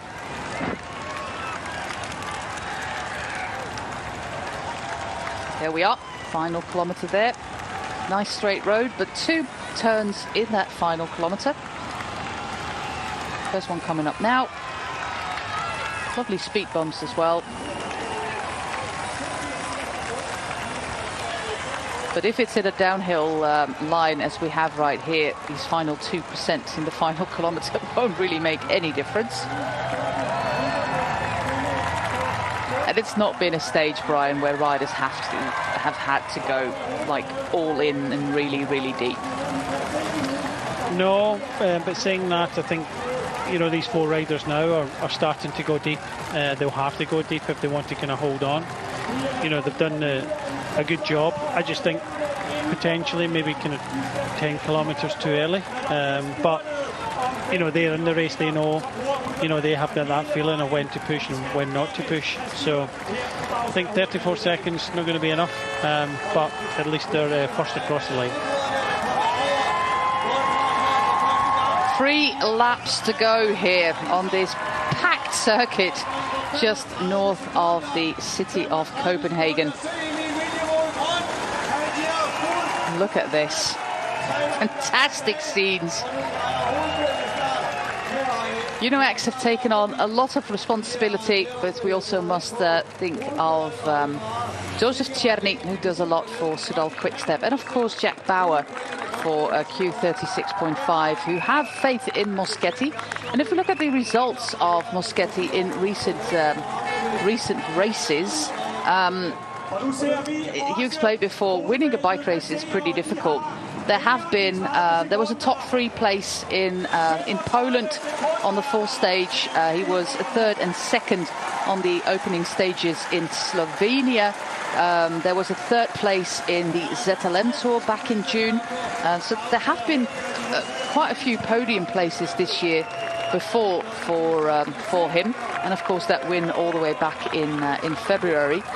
But he must have indicated this morning that he feels good, that he feels confident ahead of this sprint. And it is a sprint with pure speed, so I do expect him to do well on it. Yeah, the races you mentioned, you know, good quality sprinters in it. So if he's getting up in the top 3, then, you know, he's good enough to get a podium here. So that's why they're working so hard for him, to give him that opportunity. 30 seconds still for our 4 leaders. 3 Danes and 1 rider from Switzerland.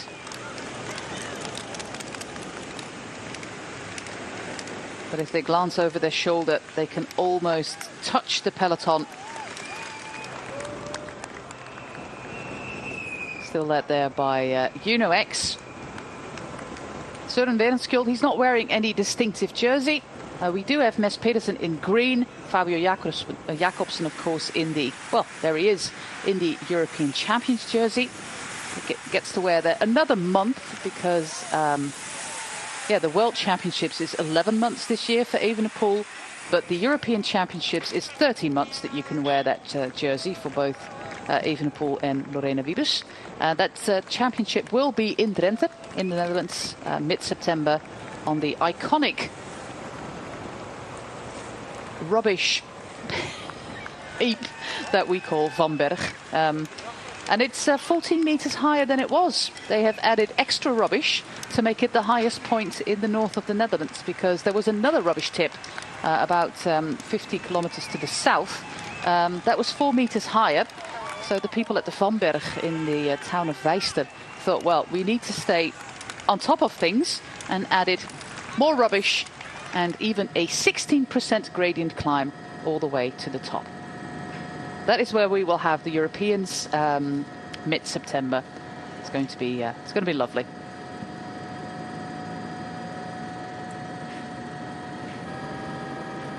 If you live in the Netherlands, Brian, you have to think of something to make yourself a hill. Rubbish. Rubbish, exactly. It's free, so why not use it? 33 seconds, 11.6 kilometers to go. We still have these 4 leaders. More riders getting to the front. Also riders of the Polish team with Mazowsze, Serskie, Polski. They have a few strong sprinters with the Buczynski brothers, who just scraped into the top 10 on yesterday's stage. No, just 12. He is just inside the top, just outside of the top 10 in GC. See how fast it is now. They come through the finishing line with first time with 34 seconds. They've not lost a lot of time. These situations, you cannot sit back. You can see a lot of teams coming up towards the front, Jose, but they're thinking, well, I'm going to leave it to someone else. You can't leave this to anybody else, because you could be sprinting for potentially 5th place here. So they've lost 5 seconds in a lap. So for me, that's, you know, having only you know, a short lap, this is pushing the riders at the front. And look at their faces. Tim de Klerk has now come up here. It does need firepower, because this isn't coming down quickly. I still think it will come down. You know, they've lost 6 seconds now. Wait till they come across the finishing line. But the peloton are making it hard for themselves now. And I just think that, you know, the 4 riders in front, when they started pushing, they pushed really, really hard, and they're managing to keep it going.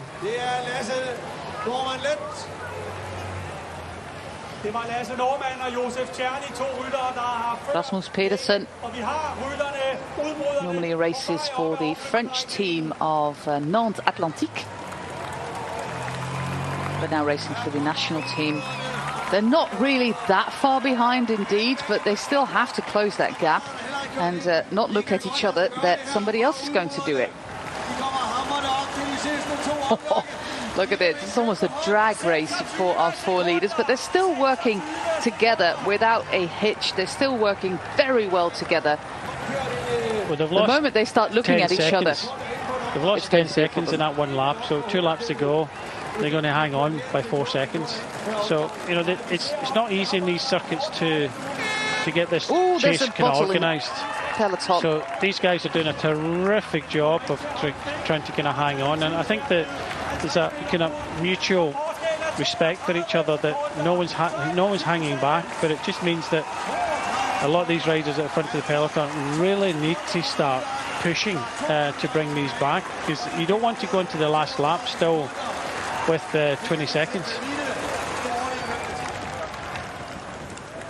Rasmus Wallin in the blue jersey. He's 27, had an absolute fantastic season here on Danish roads mostly, doing so well that he came onto the radar of the UnoX team and got himself a 2-year contract with the team from 2024.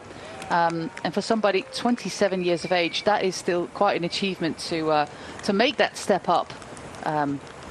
This late in your career. But he only won bike races last week in the Randers Bike Week. He won national races in June. He won the Tour of Estonia. Also races in Sweden earlier this year, the Arno Wallard Memorial here in the Netherlands. And the first day of his season, all the way back in March, the opening stage of the Tour of Roads, or actually called the Visit South Aegean Islands Tour. So it's a man who has a strong sprint, and he was the instigator for this breakaway. And Brian, if our GPS is actually correct, they are still gaining time.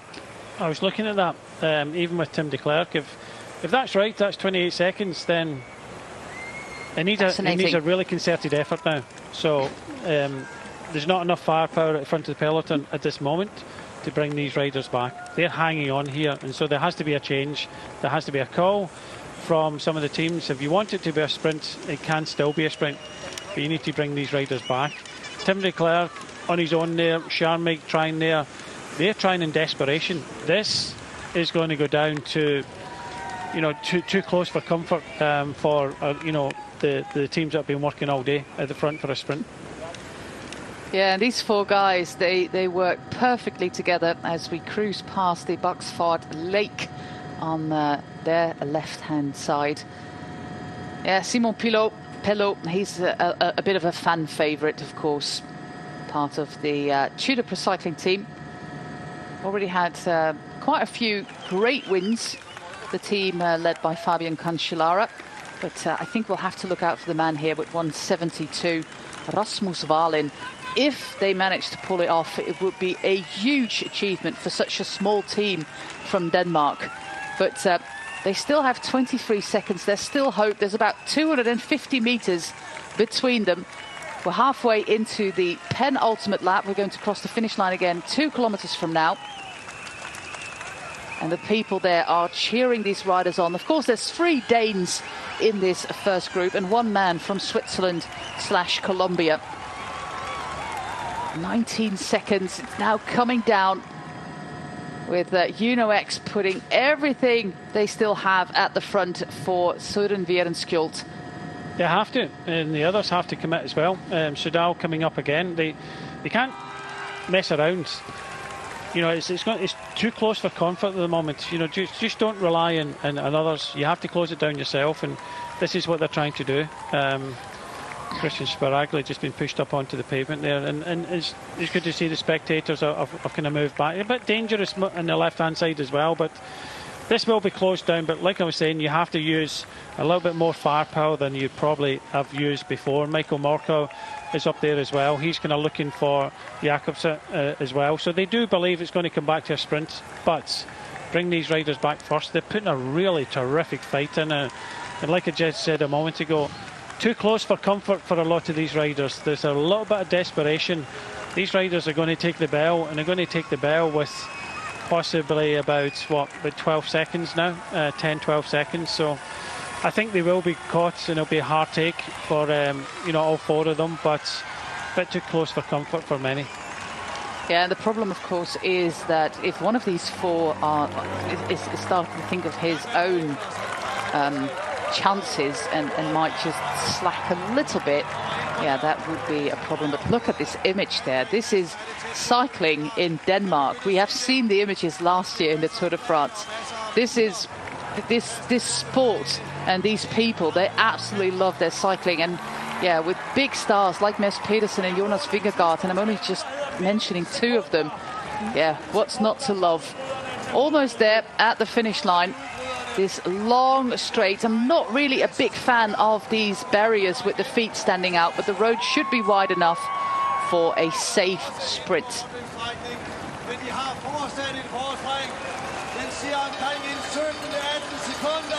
We're in the final 5 kilometers. We still have our 4 leaders, and we're counting down the gap to the peloton. Is it 13 seconds? Is it a little bit more? They're looking at each other. They have to commit to it. I have 16 seconds at the moment between our leaders and the peloton. And we saw that there's a little bit of conferring there between Uno-X and Soudal Quickstep, Brian. What would they be telling each other here? Yeah, I think it's more encouragement. You know, we have to keep on riding. The only problem for these 4 riders in front is they kind of drag up in the back end of the circuits. You know, halfway through the circuit, it kind of drags up in this main roads. You can see that this rider's been spat out the back, left, right and centre at the moment, purely because of the pure speed. They would be hoping that everybody would have been brought back by then. It hasn't. And these guys are flying at the moment, absolutely flying. But the peloton, as soon as it starts to rise up now, I think the peloton will close this very, very quickly. Look at them. They're all in kind of one line. But, you know, well done to all these 4 riders. Any lull in the peloton, of course, you know, these guys have got it, but I don't think that'll be the case. I think it'll be heartbreak. I'm afraid it will be a heartbreaking moment, but we can always have hope for the early breakaway, because it does happen. It happened in the past as well, in 2021 with Colin Joyce of then the Rally cycling team, now of course the Human Powered Health team. There is still hope that they'll find a sponsor, the men's team, for next year, but it's yeah, it's a little bit of a difficult moment there for the Human Powered Health team. So let's keep our fingers crossed that they do find a new sponsor for the next year, because they have got some great riders and they have got some absolutely formidable social media that we don't want to miss out on. It's this drag here that's going to hurt the breakaway. You can see that the peloton really got them in their sights now and know they're going to catch them, but it's just this slight rise up here. I noticed it the last time. That's where they lost most of the their time, and a couple of the riders in the breakaway are just kind of out the saddle on their last legs. But brilliant performance by them all. You know, they had a plan. Just a pity that the other 2 riders were kind of tailed off. They just didn't have the legs. 6 would have been better than 4, but a valiant effort here. They will be caught, but you know, we're set for a sprint here as Simon Pelot just puts in the last gasp of effort. Yeah, the gap is down to just a handful of seconds. Simon Pelot, Emil Vinjebo, Rasmus Pedersen and Rasmus Wallin. Those are the 4 riders still leading. We can see Alpecin de Koning getting to the front there. Of course, they're hoping to get a good result with Søren Kragh. Also moving to the front is the Canadian champion. Looks like everybody stayed on their bike there. A little bit of a move there in the peloton. Sikowski, he's racing with Matteo Moschetti.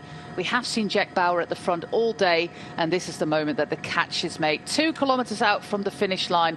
They have fought like lions, and it was absolutely brilliant to watch, but it looks like we are going for a bunch sprint. We can see that Søren Werenskjold is already up there, the hippo of Mondal.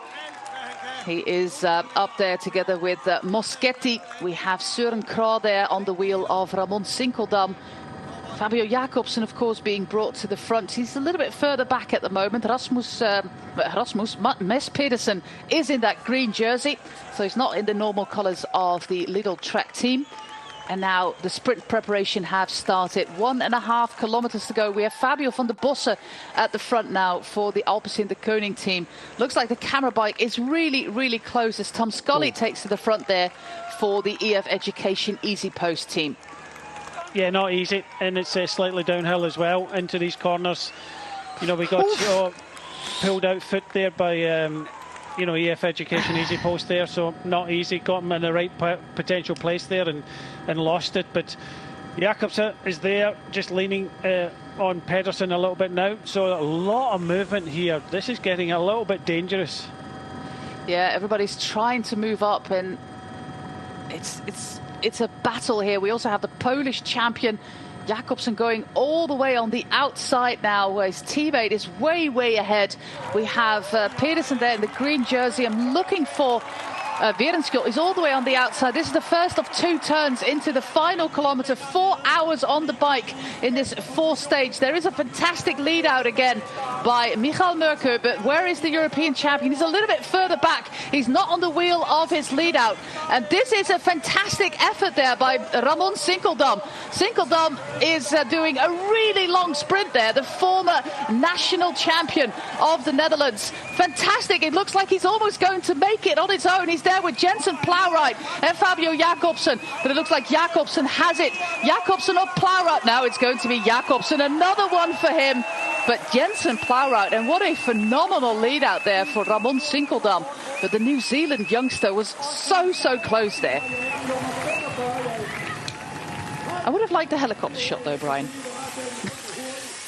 Yeah, that was a crazy sprint, but the favourite won in the end.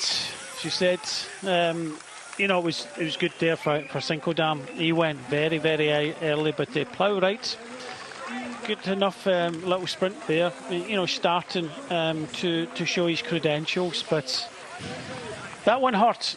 Just going into that corner, left-hand corner, 800 metres ago, I noticed that. Or here's the sprint again.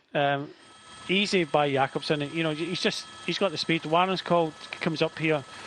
Did he manage to get past Mads? Yep. He got 6 seconds, Miss Pedersen. Yeah, Mads gets 6. Werenskjold does he get 4 seconds in that uphill might finish? Just get 4 seconds, or it goes to Plowright. Plowright, yeah, on the inside there. So a look, young man it was from easy enough for Jakobsen in the end. But he made the effort. What's just in there is he made the effort. 800 metres ago, he kind of moved up into 4th place because it was getting rather messy. And, you know, Mørkøv was at the front, but there's not a lot he can do. But that wasn't the perfect sprint, but the fastest man won in the end. Yeah, most definitely. He was on the wheel of Sinkeldam and Plowright here, Fabio Jakobsen. Second stage win. Yes, indeed. Thank you, Fabio. Counted that for you. But I think it's most interesting as well that Mess Pedersen came in second. He got himself 6 bonus seconds, and now is only 4 seconds behind Matthias Skelmose in that time trial tomorrow. It's going to be 16.1, and it's just going to be may the best men of the Lidl Trek team win the GC. Yeah, simple as that. That's all you can ask for. Simple as that. And 16.1 kilometers is a perfect little distance for Mess Pedersen. He's done it before, and I think that he can pull it off tomorrow. But that is for tomorrow. We will be on tomorrow a lot earlier than we are today. That is 2 hours earlier tomorrow. So that's 1:45 European time, 1:45 UK Irish time. So that's tomorrow. This is our results. Jakobsen, Pedersen, Colnaghi, Werenskjold, Plowright, Solby, Lund Andersen, Moschetti, Perron and Sebastian Nielsen. And that means that Skelmose is still our leader, but there's now only 4 seconds between him and his teammate, Mess Pedersen, with only 1 time trial to go on Saturday.